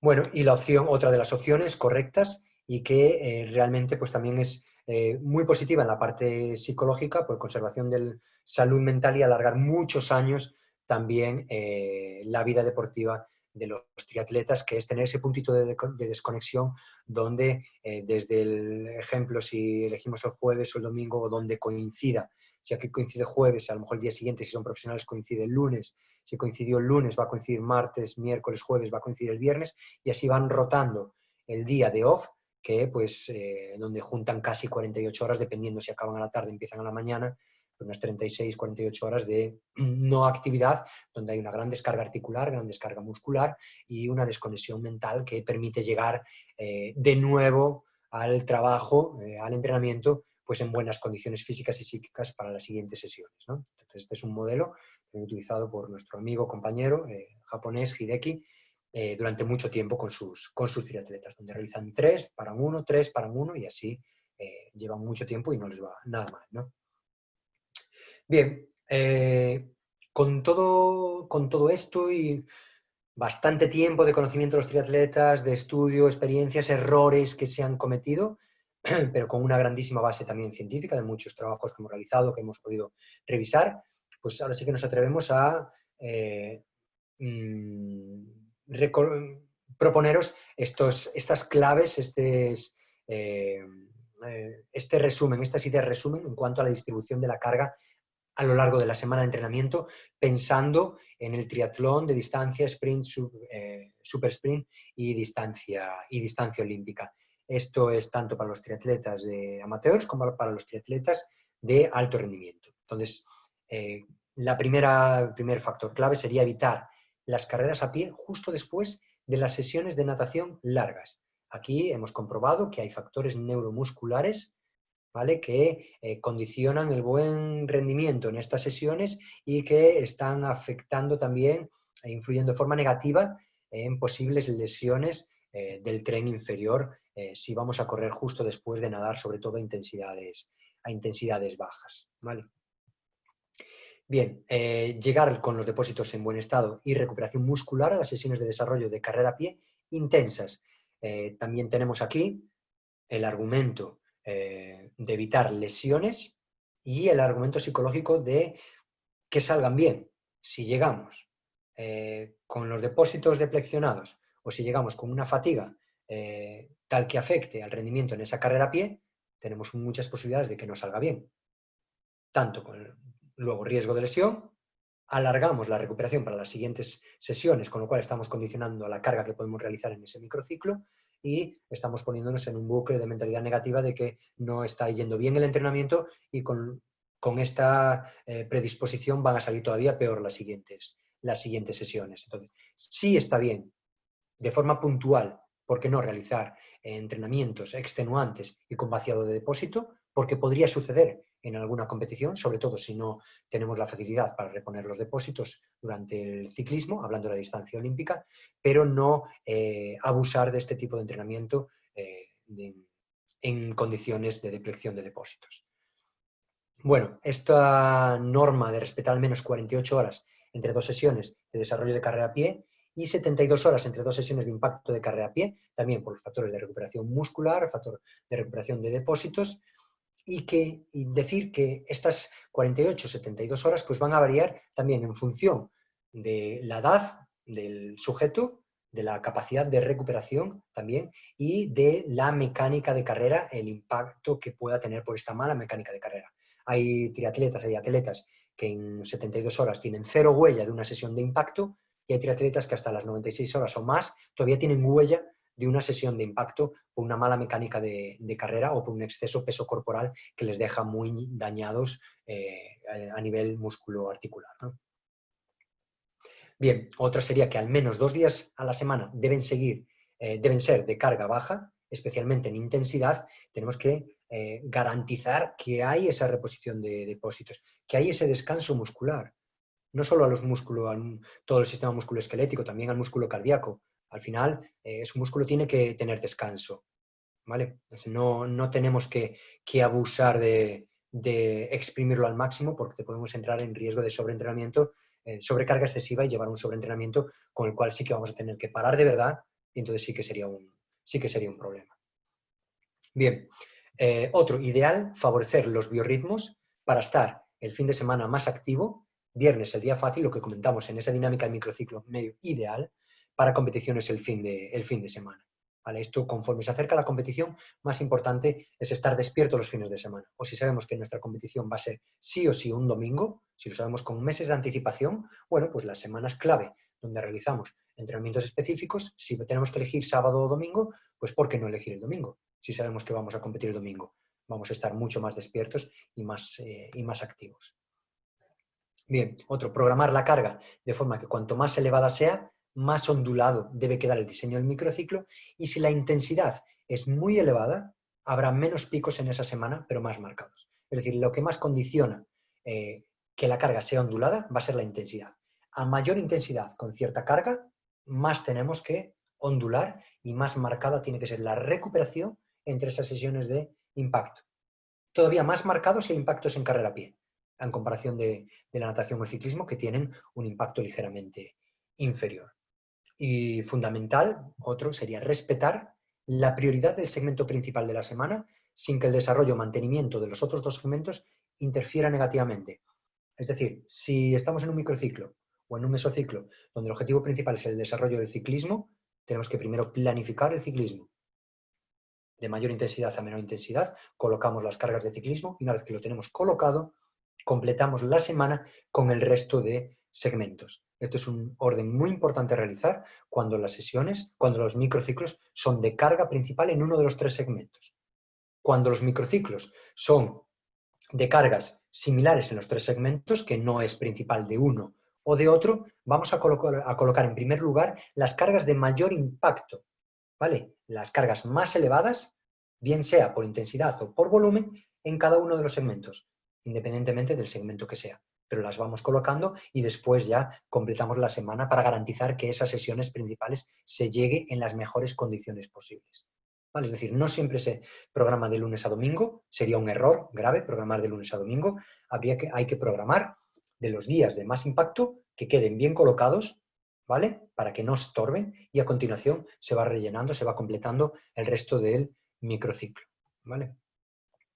Y otro punto importante sería realizar poca cantidad de kilómetros lentos en T2, es decir, en transición. No correr demasiadas veces de forma lenta después del ciclismo. ¿Por qué? Vamos a generar un patrón de movimiento incorrecto, que no es el mismo que luego cuando se corre a velocidades más elevadas, y tenemos un riesgo de lesión también elevado, ¿vale? Por la carrera lenta después del ciclismo. Esto es para distancia super sprint, sprint olímpico. Medias, larga distancia. Entre la media y el olímpico, luego ya comentaremos cuando hablemos de las largas distancias, que sí hay un poquito esa compatibilidad, pero si hablamos de las largas distancias, donde sí es muy interesante correr en fatiga, correr con deplección, correr largo, correr, solo el hecho de correr, sí es muy importante, pero no aquí. Aquí no hay que abusar de esas carreras lentas. Lo máximo 2, 3, 4 kilómetros en un único esfuerzo. Lo mejor es fraccionarlo. Intervalos desde 200, 100, 300, 400, series de 500, 1000, 1500 escaleras, de la forma que sea. Bici, correr, bici, correr. Ejemplo, 5 kilómetros de bici, 5 200, 5 kilómetros de bici, 1 kilómetro, 5 kilómetros de bici, 3 de 500. Con toda esa variabilidad que podemos diseñar, cada entrenador a su gusto, pero no abusar de esas carreras lentas en transición por todos los impedimentos por todos los problemas que puede acarrear. ¿Vale? Y ya para acabar, sería no acumular demasiados kilómetros de ciclismo en terreno plano uniforme. Es importante variar el recorrido, variar la cadencia y variar la posición en el ciclismo. Esto para tener una frescura neuromuscular, la frescura muscular para luego tener agilidad en el cambio a carrera a pie, donde vamos a utilizar esos mismos grupos musculares pero de forma diferente, y donde incluso se van a usar mucho más toda la cadena posterior, a diferencia de la cadena anterior del miembro inferior, que sí es predominante en el ciclismo, cuádriceps, glúteos y gemelos sóleo, y en la carrera a pie donde aparecen esos isquios, gemelos, glúteos, mucho más que cuádriceps, ¿vale? A diferencia del ciclismo. ¿Okay? Sobre todo hablando de velocidades medias altas. A velocidades bajas sí el cuádriceps sigue teniendo importancia en la carrera a pie, porque va a ser fundamental a la hora de amortiguar, cosa que no sucede en carreras a más velocidad, donde no amortigua tanto, y sí toda la musculatura de la cadena posterior pues es más importante. ¿Vale? Entonces, bueno, estas eran un poquito las ideas resumen que podemos arriesgarnos a tener claro con lo que sabemos actualmente del triatlón y de cómo distribuirlo en el microciclo. Y algo que os comentamos es que, bueno, dependiendo cómo se planteen las tareas en cuanto al volumen, a la intensidad y a la densidad, vamos a modificar el objetivo de la sesión para conseguir el estímulo deseado y las consiguientes adaptaciones del organismo con el fin de incrementar el rendimiento. Es decir, depende cómo juguemos con estas variables, pues va a ser una sesión de mantenimiento, de recuperación, de desarrollo o de impacto. ¿Vale? Y a la hora de incrementar la carga, pues no, me gusta recordar siempre que lo primero deberíamos de incrementar la frecuencia de entrenamiento.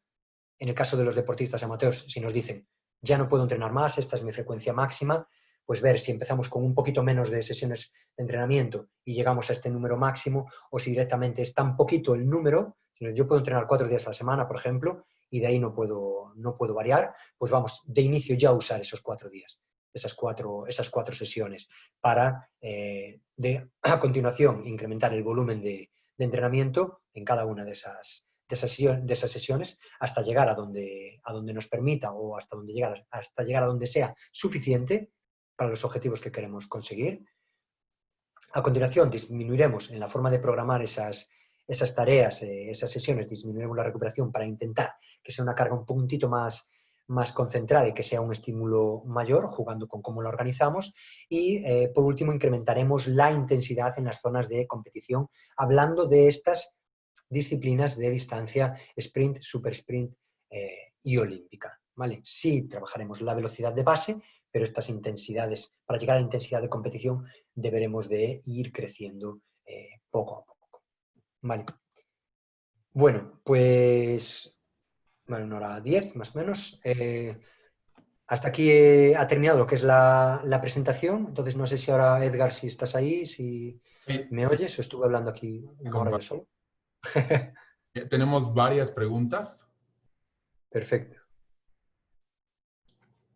Sí, déjame, salgo de compartir pantalla, ¿vale? Ya agarré ya tomé el control de tu compu, ya está. Ah, caray, vale. Mira, la primera pregunta de Samuel, ¿qué tipo de modelo de periodización se debería aplicar a un junior, aproximadamente 18 años, que compite constantemente? Este junior ya va enfocado al alto rendimiento. Ay, me suena, creo que era una tarea, algo así. Bien, vale. Perfecto. Lo que tenemos que mirar en ese junior, bueno, Samuel y bueno, todo el grupo, es pregunta yo creo que interesante para todos, obviamente, es el historial que tiene, no solo en triatlón, es decir, cuántos años lleva compitiendo en triatlón ese junior, sino si tiene historial en deporte de resistencia. No es lo mismo un junior que lleva un año o 2 años en el triatlón y que sí, vale, va para alto rendimiento, tiene muchas cualidades. Es diferente a un junior que viene con un historial de 6 años de nadador o que viene con un historial de 6 años de atleta desde pequeño, o lo mismo con un ciclismo con objetivo de resistencia, pues ya desde pequeño. Van a ser diferentes junior. Contando, vamos a dar varias opciones, contando que sea un junior con un buen historial en deporte de resistencia, bien ya en triatlón o bien en otras disciplinas compatibles con el rendimiento en triatlón, podemos jugar, y es muy común jugar, con los diferentes modelos. Lo más normal es que ya sea un primer periodo un poquito más largo, como suelen hacer incluso ya los deportistas de alto rendimiento, se empieza a parecer un poquito. El primer ciclo intentamos que sea lo más largo posible, siempre, siempre es lo ideal, porque cuanto más largo sea el primer ciclo, cuanto más lo podamos estirar hasta el primer compromiso, perfecto. ¿Qué es lo ideal con un ciclo largo? Bueno, pues un modelo un poquito más tradicional, con cargas un poco más diluidas. ¿Por qué? Porque no hay prisa. Y pues porque podemos construir cada una de las capacidades y podemos ir solapándolas un poquito, ya no como los macrociclos integrados, que a lo mejor los usamos en el siguiente ciclo, pero sí las podemos ir solapando, pero no conviven tanto tiempo. Van un poquito más toda esa base aeróbica, bajas intensidades, intensidades medias o intensidades altas, incluso por fuerza. A mí en lo personal lo que me gusta mucho es que cada bloque dentro de ese ciclo largo, los bloques que utilicemos sí que estén relacionados con las manifestaciones de la fuerza. Es decir, voy a poner un ejemplo para que lo entendáis.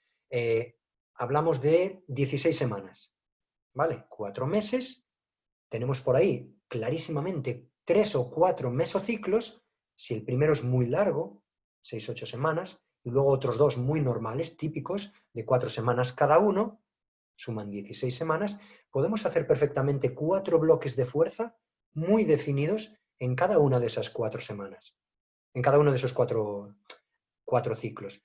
Un primer bloque de acondicionamiento, un segundo bloque de desarrollo de la fuerza máxima, que nunca sobra, siempre y cuando no produzca hipertrofia, tener cuidado, no pasar de 4 o 6 repeticiones, no ir al fallo muscular, con todos los condicionantes que tiene el desarrollo de la fuerza máxima. Otro bloque de 4 semanas de fuerza explosiva, ya con la base toda de acondicionamiento y la base de la fuerza máxima, la correcta ejecución de los ejercicios básicos, y ya los pasamos a velocidad, más todos los saltos y saltos con cargas incluso. Esto no hay problema por hacerlo con Junior, simplemente que con mucho cuidado. En vez de ser una sesión vamos a poner, de 5 vueltas a un circuito de 8 ejercicios, donde da unas 40 ejercicios, pues hacemos 20 ejercicios con ellos. Lo que tenemos que, no quiere decir que no trabajemos casi como con los mayores, pero sí con menos carga. Si vamos a trabajar con ellos, por ejemplo, cargas máximas, en vez de trabajar a 1, 2 repeticiones, como con un atleta de élite con una ejecución perfecta, pues vamos a trabajar a 4, 5, 6 repeticiones, sobrándonos 3 o 4, y ahí estamos desarrollando igual la fuerza máxima. ¿Vale? Me estoy metiendo en tema de fuerza porque es muy interesante, aunque luego ya hablaremos. Pero vuelvo a la pregunta, ¿vale? 4 acondicionamiento, 4 de fuerza máxima, 4 la pasamos a explosiva, ¿vale? Con toda esta saltabilidad, estas vallas, estos escalones, un poquito con carga la manejamos más rápido, y después pasamos ya un poquito a la específica, que nos va a coincidir esas 4 semanas con el final de este ciclo, de este primer ciclo de 16 semanas, un poquito más tradicional en la evolución de los volúmenes y de la intensidad, y después ya vamos, es donde influye el calendario. Si tenemos a continuación pues otro grupo de semanas, a lo mejor otro ciclo de 12 y otro ciclo de 8, ahí es donde sí, en el de 12 nos iríamos un poquito más a unos macrociclos integrados, donde ya es repetir lo del primer ciclo, pero apretado todo. Lo que tardamos 4 semanas de base, lo vamos a hacer a lo mejor en 2, donde no va a haber ninguna competición y donde vamos a volver a acumular ese kilometraje que sea base, un poquito esa fuerza, ¿vale? De base, pasamos otra vez a otras 2 semanas, donde ya intensidades medias, otras 2 semanas de zona específica de competición y otras 2 semanas de puesta a punto de afinamiento. Entonces, repetimos lo del primer ciclo de 16, pero lo podemos repetir en esas 8 o 12 semanas. Un poquito macrociclos integrados. Hablaríamos de ese. El siguiente ciclo, ya el tercero, que me parece 3 ciclos de competición es más que suficiente para un junior, ahí sí que ya podemos jugar, depende qué junior tengamos. Él tiene un junior que asimila carga impresionante y que apunta maneras, bueno, vale, venga, nos arriesgamos a un ATR que no es lo más recomendado, o repetiríamos sin ningún problema unos macrociclos integrados, solapando muchísimo el trabajo y habiendo analizado qué sucedió en el segundo grupo de competiciones. Estuvo bien la base, no tiene carencia de velocidad, aguanta bien velocidades máximas, ver un poquito qué pasó y en función de lo que pasó, o se nos quedan las arrancadas en ciclismo. O sea, esta respuesta es muy larga, es un depende grandísimo, ¿no? ¿Se nos quedan las arrancadas en ciclismo? Vale. Pues, ¿qué haremos en el último ciclo? En esas 2 primeras semanas, cae de cajón, en esas 2 primeras semanas intentaremos, sin influir en la natación y en la carrera a pie, que ya parece que estamos bien, lo hemos visto en las competiciones previas, pues nos vamos lejos, a 6 semanas del siguiente grupo de competiciones, nos vamos a ver qué se puede hacer en esas 2 primeras semanas, por poner un ejemplo, ¿no? La primera media semana, una semana, un poquito de descanso, transición, y nos vamos a esos 10-15 días pues, de trabajo un poquito de esa fuerza explosiva y en específico en ciclismo que parece que había quedado un poco mermada, ¿no? Vale, esa sería pues una propuesta de un triatleta junior con ya cierta base y equilibrado, es decir, vamos un poquito tradicional y nos vamos luego sin salirnos de integrados, no tanto a yo no me iría a un trabajo de bloques muy claros, porque después, si hacemos eso ya con los juniors, mi pregunta es siempre, ¿y qué hacemos después? Pasa la sub-23, pasa la etapa élite y ¿qué? O sea, recordar siempre entrenar lo mínimo posible para que sea estímulo suficiente. Van a mejorar lo mismo.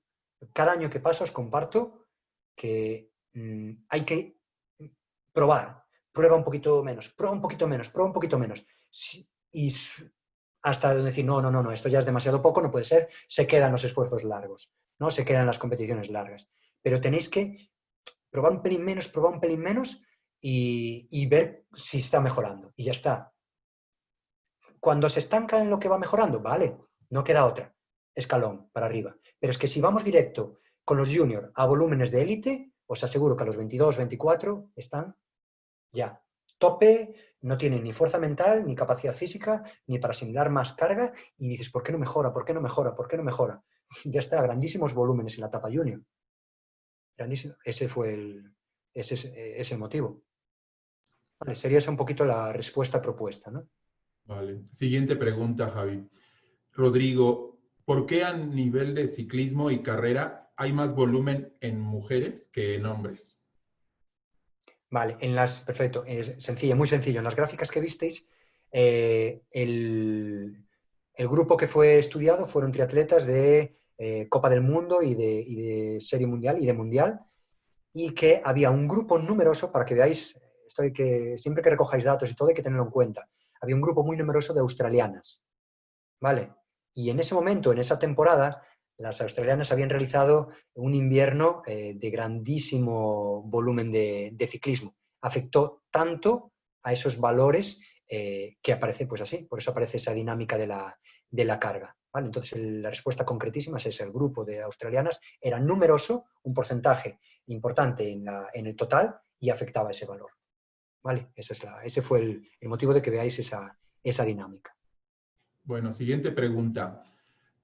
Alfredo, de manera personal y en tu experiencia, ¿cómo haces el cálculo para la reposición de líquidos y calorías de acuerdo al desgaste del atleta durante la competición? Vale, la reposición de líquidos es sencillísima con báscula, no hay fallo. Secos sin ropa antes del entrenamiento, secos sin ropa posterior al entrenamiento y sabiendo cuánto líquido se ha ingerido. La diferencia es la pérdida de líquido. ¿Vale? Después ya el tema de sudoración, cuánto más menos iones está perdiendo ese atleta, ya habría que hacer un análisis más específico de sudoración para saber si tiene que reponer más o menos iones que otro triatleta. Pero yendo a las composiciones estándar, sabiendo la pérdida estándar de sudor, sabiendo la pérdida de líquido total, vamos a tener con ese peso seco, ojo, cuidado, por ejemplo, las chicas en este caso, a veces se comete el error de pesarse todavía sudadas y no han secado el pelo. Y sin embargo, antes es con el pelo seco. Entonces, tener cuidado simplemente con ese detalle en el caso de las chicas o de los chicos que tienen pelo largo, de que esté todo en las mismas condiciones, porque pueden variar esos gramos si lo queremos tener al detalle. Entonces, eso sería y en cuanto a la ingesta calórica, también hoy en día es pues muy sencillo. Casi todos los relojes son bastante precisos en ese sentido, y si no habría que hacer un cálculo con las fórmulas de gasto calórico que tenemos por edad, peso e intensidad a la que estamos realizando el esfuerzo para saber cuántas estamos consumiendo por hora. Pero normalmente con los relojes que tenemos actualmente, con los sistemas que tenemos, nos da un cálculo bastante cercano de cuánto es ese gasto que tenemos por hora y a qué intensidad, con lo cual es sencillísimo mirar el prospecto que nos trae los suplementos que estamos ingiriendo y saber cuánto estamos gastando, cuánto estamos consumiendo. Es tremendamente sencilla la segunda parte de la respuesta. La primera es con báscula, solucionado muy rápido. Pero ojos secos, antes y después. Siguiente pregunta, Antonio.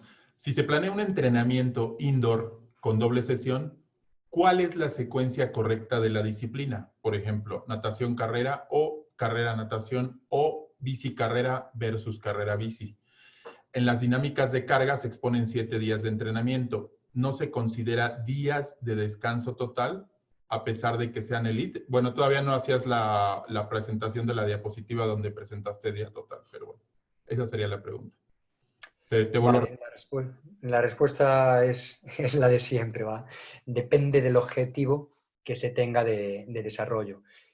Si en esa combinación posible que tenemos todas las combinaciones posibles y pueden ser correctas todas, pero si queremos garantizar, por ejemplo, combinación natación-ciclismo, natación-carrera, que decías, natación por la mañana, carrera por la tarde o carrera por la mañana y natación por la tarde. Si hay suficiente separación, no hay problema, porque después de la natación ya vamos a o pasear a casa o pasear al coche, vamos a caminar, vamos a estar recuperando el tono muscular. Si vamos luego a la tarde a correr, pues también va a haber un desplazamiento donde se va a ir recuperando el tono muscular. Entonces, a menos que haya muy pocas horas de separación, si es mañana, tarde, y cuanto más jóvenes, a la tarde ni se acuerdan de lo que hicieron a la mañana. O sea, eso es una garantía. Si ya son mayores, donde la huella dura más en la sesión de entrenamiento, pues los primeros metros, los primeros minutos del calentamiento de la tarde, carrera a pie, pues van a ser un poquito más pesados, hombros, dorsales, tríceps, bíceps, un poquito más pesados de haber nadado, pero se suele realizar muy bien la sesión, aunque sea mañana y tarde de carrera a pie. Pero si lo importante es o la natación o la carrera, eso lo pondríamos en la mejor hora del día para que salga bien. Esa es la respuesta. Si nos importa que la natación salga bien, por la mañana es a las 5 de la mañana y estamos dormidos y vamos con prisa o no podemos cenar bien, no la ponemos a esa hora. Pero si, por ejemplo, podemos nadar un poquito más tarde, 9, 10, 11, con profesionales, vale, elegiríamos ya todo lo ideal. Pero si no tenemos esa posibilidad, vamos a elegir el momento donde mejor puede salir la sesión que queremos desarrollar.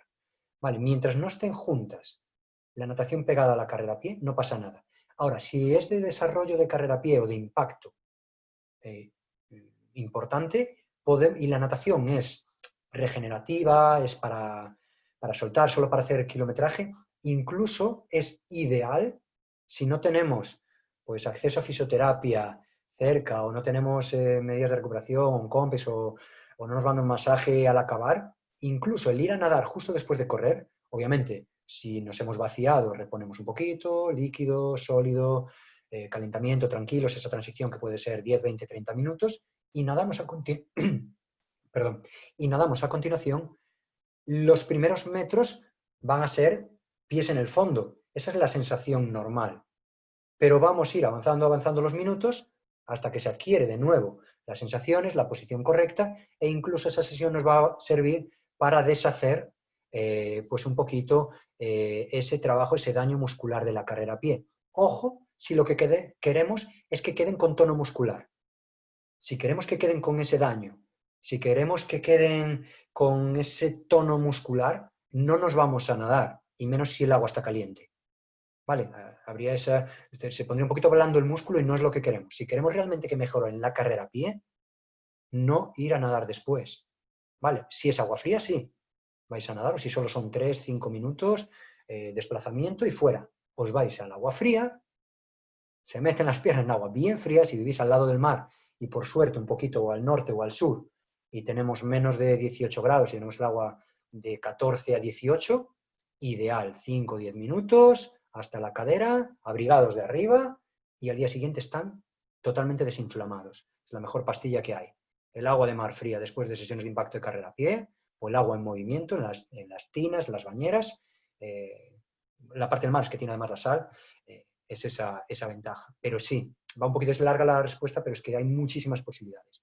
Pero si queréis acelerar la recuperación de sesiones de carrera a pie, pues esta sería una medida natural excelente para esa fuerza tono muscular.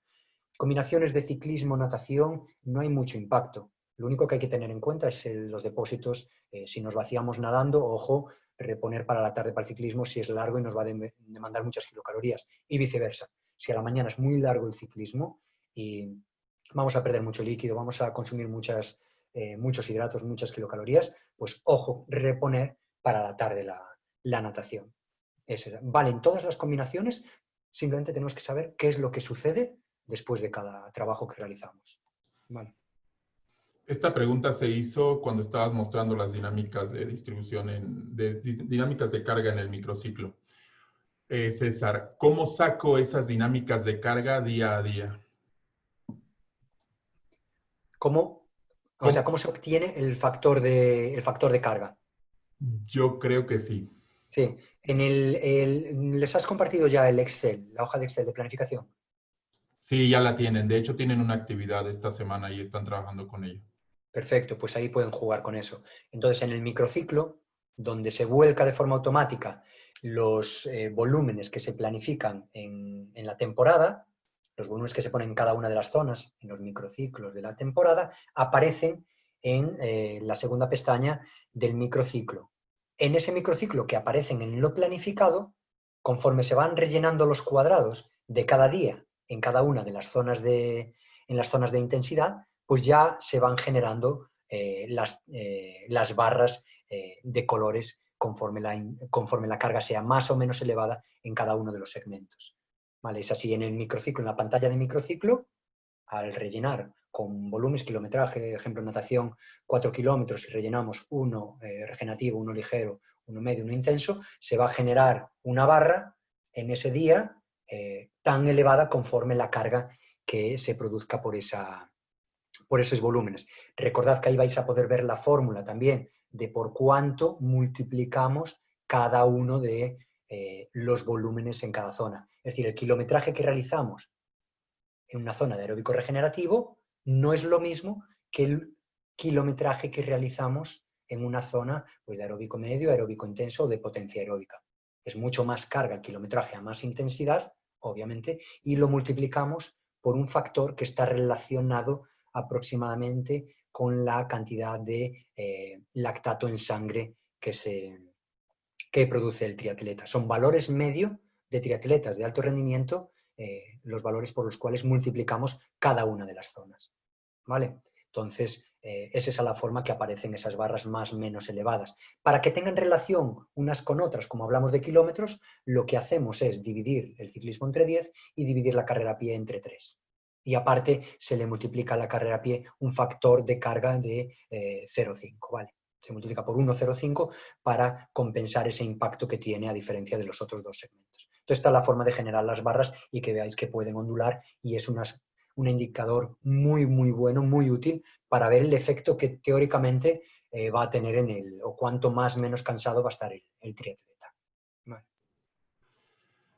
Siguiente pregunta, Samuel.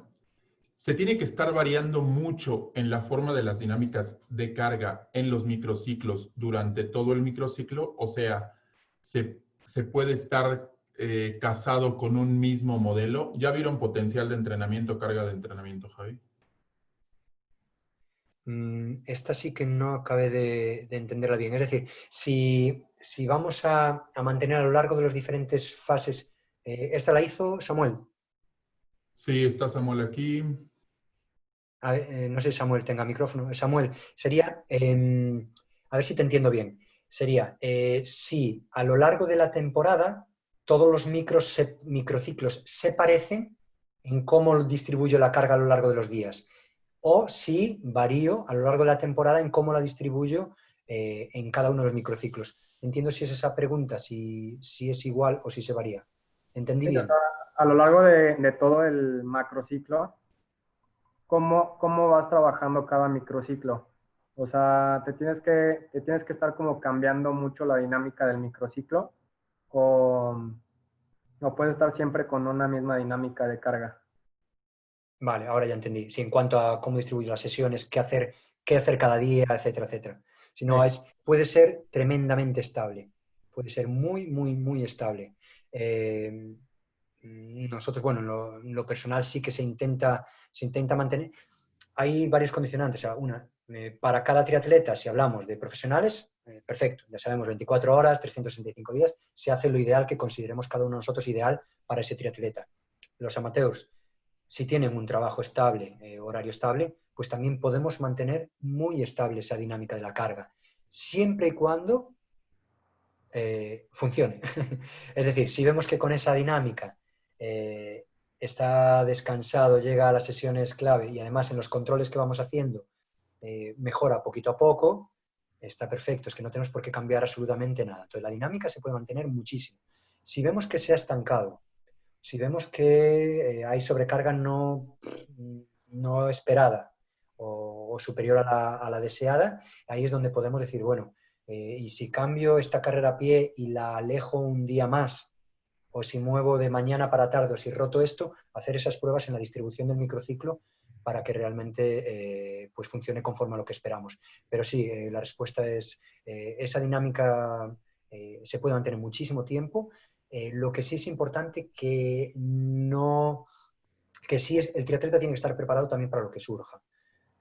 Ejemplo, si tenemos un viaje donde cambiamos de continente o cambiamos de hemisferio o cambiamos de clima, también el triatleta se tiene que estar preparado para decir, bueno, pues ahora resulta que a entrenar todos los días a las 6 de la mañana, o ahora a entrenar todos los días a última hora de la tarde, o ahora pues ya no voy a nadar por las mañanas, voy a nadar todas las tardes. Sí es cierto que hay que estar preparado realmente para factores que pueden suceder. Ejemplo, la competición es a las 6 de la mañana, es a las 12, mediodía, o es a las 4, 6, 7 de la tarde. Sí es bueno que esté despierto, lo más importante es que esté despierto a la hora a la que tiene que realizar el esfuerzo máximo. Cuanto más importante es la competición, más hay que atender a que esa hora del día pues, va a ser bastante importante, no podemos cerrar los ojos a lo largo de todo el macrociclo de preparación. Si es una hora, obviamente no nos vamos a suicidar. Si, ejemplo, tenemos la competición importante al mediodía, condiciones de calor extremas, humedad, esos entrenamientos tienen que ser puntuales, hay que hacerlos, obviamente hay que llegar preparado, pero no todos los días vamos a entrenar en esas condiciones porque podríamos entrenar menos y llegaremos mucho más tocados a las siguientes sesiones. Entonces, siempre está el dilema. ¿Llego acondicionado o llego muy entrenado? O sea, o si llego acondicionado si me siento bien en calor, pero corro más lento, voy a ganar. Igual no. Entonces, si llego súper entrenado, a lo mejor estoy más incómodo en calor, pero gano. okay. ¿Por qué? Pues porque me da mi nivel para ganar, que suele suceder muchísimo. O sea, fijaros, os pongo un ejemplo casi de casa para los que sois de México. Fijaros Huatulco. ¿Cuántos rusos han brillado en Huatulco? Pues muchísimos. Franceses bien también. O sea, eh, pues ahí está frío en invierno, ¿no? Es cierto que sí, entrenan en forma específica, pero lo que importa es llegar muy entrenado. y despierto a la hora de la competición. Pero sí, la respuesta inicial se puede mantener siempre que funcione sin problemas, sin obligación de andar cambiando. Ok, gracias. Sin nada. Bueno, siguiente pregunta. ¿Qué es factores neuromusculares? Vale. Pues todos los que están afectados por el sistema neuromuscular, ¿sabéis? Que es el sistema que controla los movimientos en cuanto a intensidad del estímulo nervioso, frecuencia del estímulo nervioso y duración del estímulo nervioso. En cuanto a la contracción muscular va a tener las variables de duración, intensidad y frecuencia. Entonces, esta duración de la contracción muscular, la intensidad de la contracción muscular y la frecuencia de la contracción muscular se puede ver alterada por los receptores que tenemos, en este caso, hablando en específico de lo que hablaba, de la transición o del cambio de nadar a correr. En la natación, en situación de flotación, en situación de no gravedad, no movimiento del tren inferior, se inhiben los receptores elásticos que tenemos a nivel tendinoso. Estos receptores elásticos, que son el reflejo, en concreto el reflejo de estiramiento, se ve inhibido durante X tiempo y no mandan esa información tan buena, voy a hablar un poquito sencillo, tan correcta o tan rápida de contracción cuando se estiran. Es decir, mandan menos cantidad de información, están inhibidos. Al mandar menos cantidad de información, con menos frecuencia, menos intensidad, pues va a provocar menos respuesta elástica. Esa respuesta elástica de los tendones a nivel tendinoso muscular previene de muchísimas lesiones, porque esa respuesta que se da protege al músculo, protege al hueso, protege a la articulación. Entonces, ese trabajo, que es al final toda la vía neuromuscular, es la que se ve afectada. Y esos factores, pues, de transmisión del impulso nervioso desde la periferia a la central, de vuelta, o el que es medular incluso, pues todas esas se ven afectados por esta situación en concreto de flotación de ingravidez. ¿Vale? Y por eso de factores neuromusculares. Inhibición del reflejo miotático y pérdida de esa capacidad de estiramiento, acortamiento elástico-reactiva, por decirlo así. Siguiente pregunta. ¿Se pueden aplicar sesiones de impacto de vez en cuando o nos tenemos que limitar con las sesiones de desarrollo siempre? En el microciclo, entiendo. Sí, en el microciclo, me imagino que sí. De hecho, Y dijiste, Samuel. se pueden realizar, perdón, Edgar, a ver si me repites el inicio. Sesiones de impacto de vez en cuando o nos tenemos que limitar con las sesiones de desarrollo siempre. Vale, si veis que hablábamos de esas 72 horas entre las sesiones de impacto de carrera a pie, ya nos da una pista de cuántas nos pueden salir a la semana.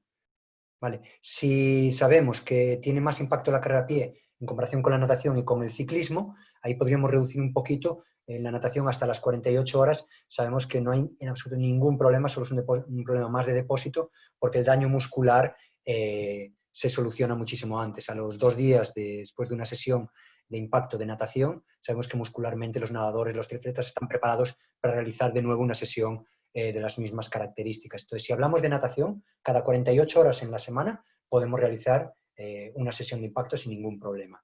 Vale, esto nos da unas 3-4 sesiones cuando el microciclo es de natación, de grandísimo desarrollo. Si le sumamos el querer desarrollar o realizar sesiones de impacto de ciclismo y de carrera a pie, ahí sí que tenemos que empezar a quitar.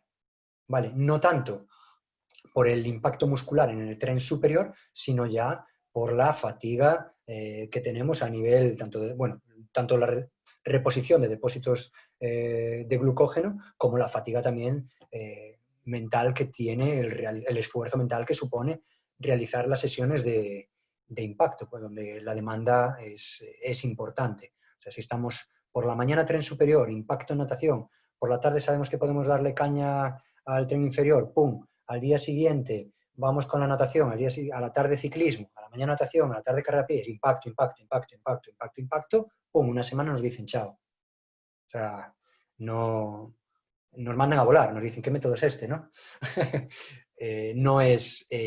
No se puede todos los días, en todas las sesiones, realizar sesiones de impacto. Utilizar la fórmula de 72 horas de carrera a pie, más o menos en función de la edad y de la sesión como haya sido, y 48 horas para ciclismo o natación, o 48 natación, 60 ciclismo, 72 carrera a pie, no os va a fallar con triatletas que absorben bien la carga de entrenamiento. No va a haber ningún problema. No quiere decir que no puedan correr todos los días, ¿eh? O nadar todos los días o pedalear todos los días, sin ningún problema. Simplemente que el impacto tiene que estar separado lo suficiente. Y si además separamos superior de inferior, ya ideal. Siguiente pregunta, dice Claudia.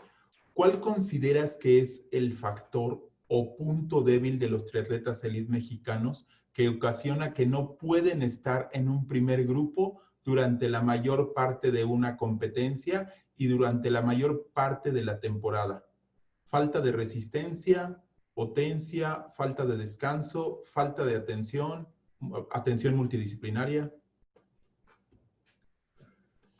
A ver, ahí es que habría que ir, por fortuna, yo que sé, de los 15 que están arriba, conozco, vamos, he convivido, casi dormido con, no dormido con él, pero hemos convivido días, noches y personalmente, pues conozco, vamos, casi perfectos. Habría que ir caso por caso y son diferentes, pueden ser diferentes motivos, pero en absoluto es la capacidad está eliminado que no.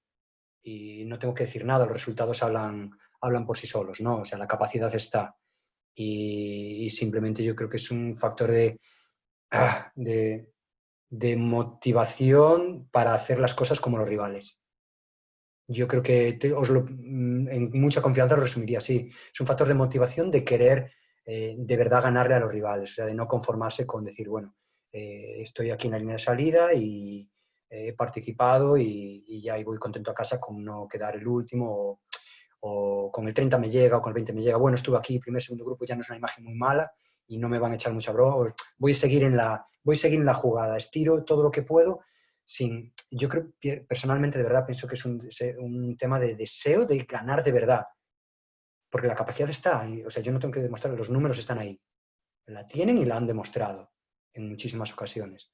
Entonces es un tema de... Y aparte de que el entorno y la logística tengan el mismo deseo y no entren en la jugadita de, venga, con esto nos llega. O vale, la libramos. Esa es, de verdad, mi respuesta en toda confianza. No me voy a... Ni tema fisiológico, ni tema biomecánica, ni nada. Están sobradísimos muchos países, pero es un tema de... Pero para eso hay que... Toda la estructura tiene que estar en la misma línea, ¿eh? O sea, todo el equipo tiene que estar queriendo lo mismo y haciendo lo mismo. Y eso es impresionante, la dedicación y la seriedad que hay que meter. O sea, el trabajo profesional de sus rivales es el que es y lo conocen y lo han vivido. Lo han vivido que han convivido con ellos, muchísimo tiempo. Entonces, nada, esa es la respuesta sencilla. Es simplemente querer volver a ganarles para ponerse las pilas otra vez y hacer lo que hay que hacer. También es verdad que ahora esto es cierto, o sea, los recursos y los proyectos necesitan de la parte económica impresionantemente. Entonces, el poder realizar una concentración donde quieras o con quien quieras, tener ese recurso, el poder hacer un calendario de competiciones también que quieras y que desees o que el que estimes más adecuado para tu progresión, también ayuda mucho. Entonces, si no tienes el recurso para poder y con el grupo ideal o bajo la dinámica ideal, también ahí sí que hablamos de lo que decíamos, ¿no? Del entorno. Ahí sí que si el apoyo institucional ha bajado, también las posibilidades de rendir bajan. Eso es cierto totalmente. O la motivación baja por decir, no tengo apoyo. O me dijeron que iba a ir a esta competición y no voy. O mis padres ya no me pueden pagar este viaje. Entonces, esa es una verdad absoluta también. Quitando todo lo que dije de inicio, esta segunda parte también es cierto. Esa es mi humilde respuesta, ¿no?, a esa pregunta. Me salté una pregunta, disculpa, Joaquín. En entrenos de T2, ejemplo, intervalos de 10 kilómetros, ¿qué tan recomendable es hacer multisaltos entre cada intervalo y en qué etapa sería mejor trabajarlo? ¿Una T2 con 10 kilómetros total o una T2 corriendo 10 kilómetros? A ver, si pudieras abrir tu micrófono, Joaquín, y hacerle la pregunta Sí, directa. porfa, para ese detalle. Hola, sería de la carrera, perdón, de la bicicleta, hacer un intervalo de 10 kilómetros y después hacer intervalos de multisaltos. Ah, vale, 10 kilómetros en bici, perdón. Ah, igual te entendí mal. Vale, 10 kilómetros en ciclismo y después los multisaltos. No, perfecto. Perfecto, sí, sí, sí, sí. Para recuperar rápido esa reactividad está muy bien como estímulo, como entrenamiento, y ese es el motivo, el argumento por el que decimos de no salir lentos. Vale, si hacemos un sector de ciclismo suficiente duración para que tenga efecto huella en la carrera a pie, como estos 10 kilómetros, que está ideal, bajar, y si es una transición de verdad, no hay que salir lento, hay que salir a la velocidad objetivo de competición o cerca de esa velocidad. O realizar unos multisaltos con ese tiempo de contacto donde se despierta esa reactividad que no nos va a dormir ese reflejo de ese tendón necesario para correr a pie rápido. Está perfecto, lo puedes enlazar o no con carrera a pie posterior o puedes simplemente realizar el trabajo de los 10 kilómetros de ciclismo con esos ejercicios de multisaltos y sin tener la necesidad de correr, ¿eh? Ideal sería pasarlo luego a carrera, ¿no? Realizar ese trabajo de multisaltos de la forma que sea, reactivos a poder ser al final de ellos y o pasar de multisaltos explosivos a reactivos y acabar corriendo. O sea, está perfecto, ideal, entretenido y divertido. ¿Y en qué etapa sería más recomendable trabajarlos, perdón? Sí, específica totalmente. Específica, muy claro. Ni en la precompetitiva, ni en la general podrías, pero no, como no vas a estar haciendo 10 kilómetros a tope en el ciclismo en la general, tampoco vas a tener esa huella negativa. ¿Entiendes? El ciclismo, si haces unas series en el general, pues perfecto, pero no es lo normal. Entonces va a ser en el específico en el 90% de los casos. Sí. Listo. Samuel, ¿qué tanto se debe desarrollar las zonas anaeróbicas? Sencillo, cuanto más corta sea la duración de la prueba, más importante las zonas anaeróbicas. Si vamos a la distancia super sprint, empiezan a tener bastante importancia. Si vamos a una competición sprint, pero donde el circuito o los rivales tienen una dinámica de cambios de ritmo o de arrancadas, tenemos giros de 180 grados muy estrechos o con llegada en bajada, salida y salida en subida y con cambios de ritmo, o tenemos esa parte un poquito estimulada o estamos sobrados de fuerza para no pasar al otro lado. Si estamos sobrados de fuerza en el ciclismo, pues no, se entra en la parte anaeróbica, no hay problema. Si no están sobrados, van a tener que entrenar esa parte anaeróbica si la dinámica de competición o la duración de la competición se va acortando. Bueno, entonces, es sencillo. En la super sprint sí empieza a tener un porcentaje de importancia bastante elevado.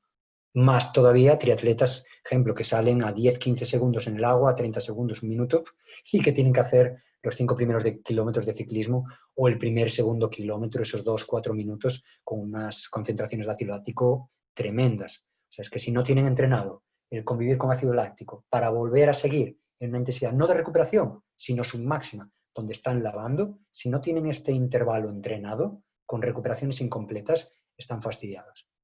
Entonces, la zona de capacidad láctica, muy importante, cuanto más vayamos a la distancia super sprint. Ojo, que no pasarse con el ciclismo simplemente por un detalle, por incremento de la masa muscular en el tren, en músculos que luego lastran para correr. Entonces, aquí tenemos que jugar con no ir tanto al fallo y al acabar, en vez de meter mucha proteína, mejor entrenar suave y esperar los días suficientes al siguiente entreno.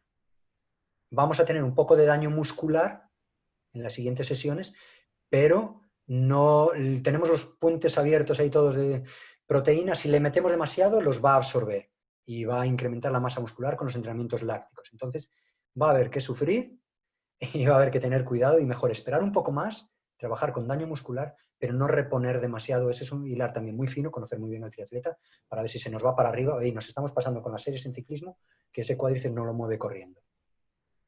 Vale, entonces simplemente tener cuidado con eso y nada más.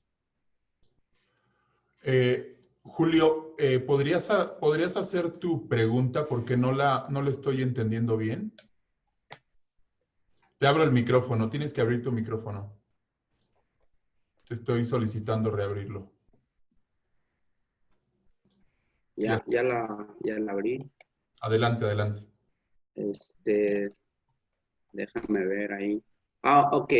En la gráfica de la distribución de las cargas de la carga en la temporada para el entrenamiento elite, hay una, Para el mostraste entrenamiento, una, perdón, Julio, para el sí, entrenamiento. hubo una gráfica que mostraste de distribución de la carga, en donde mostraste la sesión de Power, T1 y T2. Sí. Me llamó la atención que en la sesión de Power, potencia y T1, las gráficas se miran de manera inversa entre la línea del hombre con respecto a la línea de la mujer.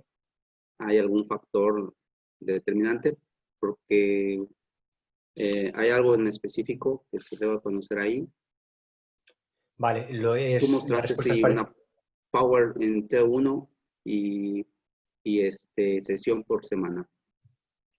Sí, en ese es lo mismo. El grupo de trabajo o el australiano ha influido en esos números que aparecen en el trabajo de fuerza de las chicas, ¿vale? Porque llevaban una dinámica, es lo que decimos, depende del grupo de entrenamiento o la escuela, siempre va a haber alguna diferencia. Y ese grupo en específico ha marcado la línea, no se haya parecido más a la de los chicos, que sería lo más habitual. O si incrementásemos la muestra, pues 100, 150 triatletas más, que sería muy difícil tenerlos de ese nivel, posiblemente se igualase a la de los chicos. Esto está muy claro. O sea, quiere decir que el camino para el éxito, para el resultado, todavía no está definido al 100% en el triatlón. O sea, está clarísimo. Y las necesidades de un perfil de triatleta con las necesidades de otro perfil de triatleta no son las mismas. Y ese grupo de chicas era un grupo de chicas pues más nadadoras en ese momento, que necesitaban trabajar mucho más la fuerza del tren inferior, hablando con Jamie Turner, con su entrenador en ese momento. Entonces, porque igualmente esta pregunta se la había hecho yo a él. Digo, oye, Jamie, eres el grupo que marca la diferencia en esto. Entonces, su argumento fue ese. Venían de la natación y querían pues minimizar ese riesgo de lesión y por tanto realizar esa mayor cantidad de sesiones de fuerza y en ese momento, ¿vale? Bueno, la última pregunta, Javi, de Joaquín. ¿Los factores neuromusculares se pueden condicionar? Ejemplo, buscar efecto favorable de adaptación de la natación a carrera. Sí. Lo que no sabemos es la dosis. Sabemos que sí afecta y que sí se puede modificar. Es haciendo un poquito de trabajo de velocidad de tren inferior, porque hay un fenómeno que hemos visto que es el de la perseverancia, que no por el reflejo, que en natación no aparece, pero sí por la frecuencia de movimiento cuando hacemos velocidad, que se mueve más el tren inferior y a mayor frecuencia, esa frecuencia de impulso nervioso disminuye el efecto negativo de haber nadado. Entonces, sabemos que se puede minimizar, es decir, acabamos los metros de natación, pues le damos un poquito más a las piernas, aumentamos esa frecuencia de estímulo nervioso y no vamos tan mal a correr. Ejemplo para la T1. Nadadores que van a 2 tiempos o que van en flotación, solo balanceando, y que nadan solo con los brazos y más con el neopreno, pues que no lo mueven en 10-15 minutos las piernas, excepto a girar la boya o un cambio de ritmo, cuando van a correr, previo, deberían de patear un poco. Lo que sabemos que el efecto ya solo con hacer 8 de 25 metros en entrenamiento o 16 de 25, que fue lo que hicimos para comprobar eso, sabemos que sí que tiene efecto y ya no disminuye en el salto vertical. Eso lo sabemos. No hicimos muchos más juegos en un nado continuo de un 800, ejemplo, si el último 25 pateo, aun habiendo hecho en aeróbico ligero o fácil, soluciono ya y ya no pierdo altura en el salto vertical, que es lo que hemos estudiado. Bueno, se podría hacer de forma sencilla con ese triatleta, evaluándolo y ya está. Esto alargado en el tiempo, es decir, semana tras semana, decenas de entrenamientos, ¿qué efecto puede tener? Sabemos que puede tener efecto, pero no hemos probado la dosis.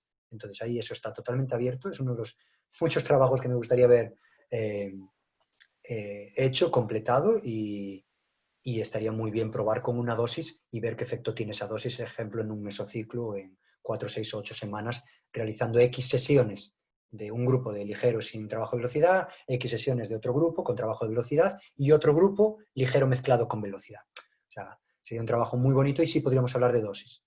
Entonces, la respuesta es sí, sí que se pueden minimizar. ¿Cómo? Pateando, con velocidad. Entonces, ¿queremos minimizarlo? Pateamos, ¿vale? Otra forma, realizar unos saltos con mucho cuidado al salir de la natación, en superficie muy blanda, control total del movimiento, pero realizar pues eso, unos 4, 6, 10 saltos, la dosis, repito que no la sabemos, pero sabemos que con eso ya se recuperaría ese componente elástico neuromuscular para que se vea menos afectada la carrera a pie. Vale. Una pregunta de último momento, Javi, de Claudia. Dice, mencionaste que consiguiendo el estímulo a menor volumen, mejor. ¿Consideras necesarios los volúmenes de ciclismo que manejan algunos elite a nivel internacional, por ejemplo, de 200 a 300 kilómetros en una sesión? No, contundente, no, para nada es necesario. O sea, no, para la distancia olímpica, sprint, super sprint, absolutamente no. Para distancia Ironman, absolutamente sí. Entonces está clarísimo. Para medio Ironman, tenemos todas las dudas del mundo. Por eso han brillado en medio, han ganado el Campeonato Mundial de medio Ironman, ¿no? Lo visteis todos. Entonces, ¿qué te garantiza? Poder brillar en medio Ironman, en distancias de larga duración, pero en absoluto les han ganado todos, les han ganado alguna vez en distancia olímpica. Ya no digamos en distancia sprint o super sprint, donde están eliminados en el agua.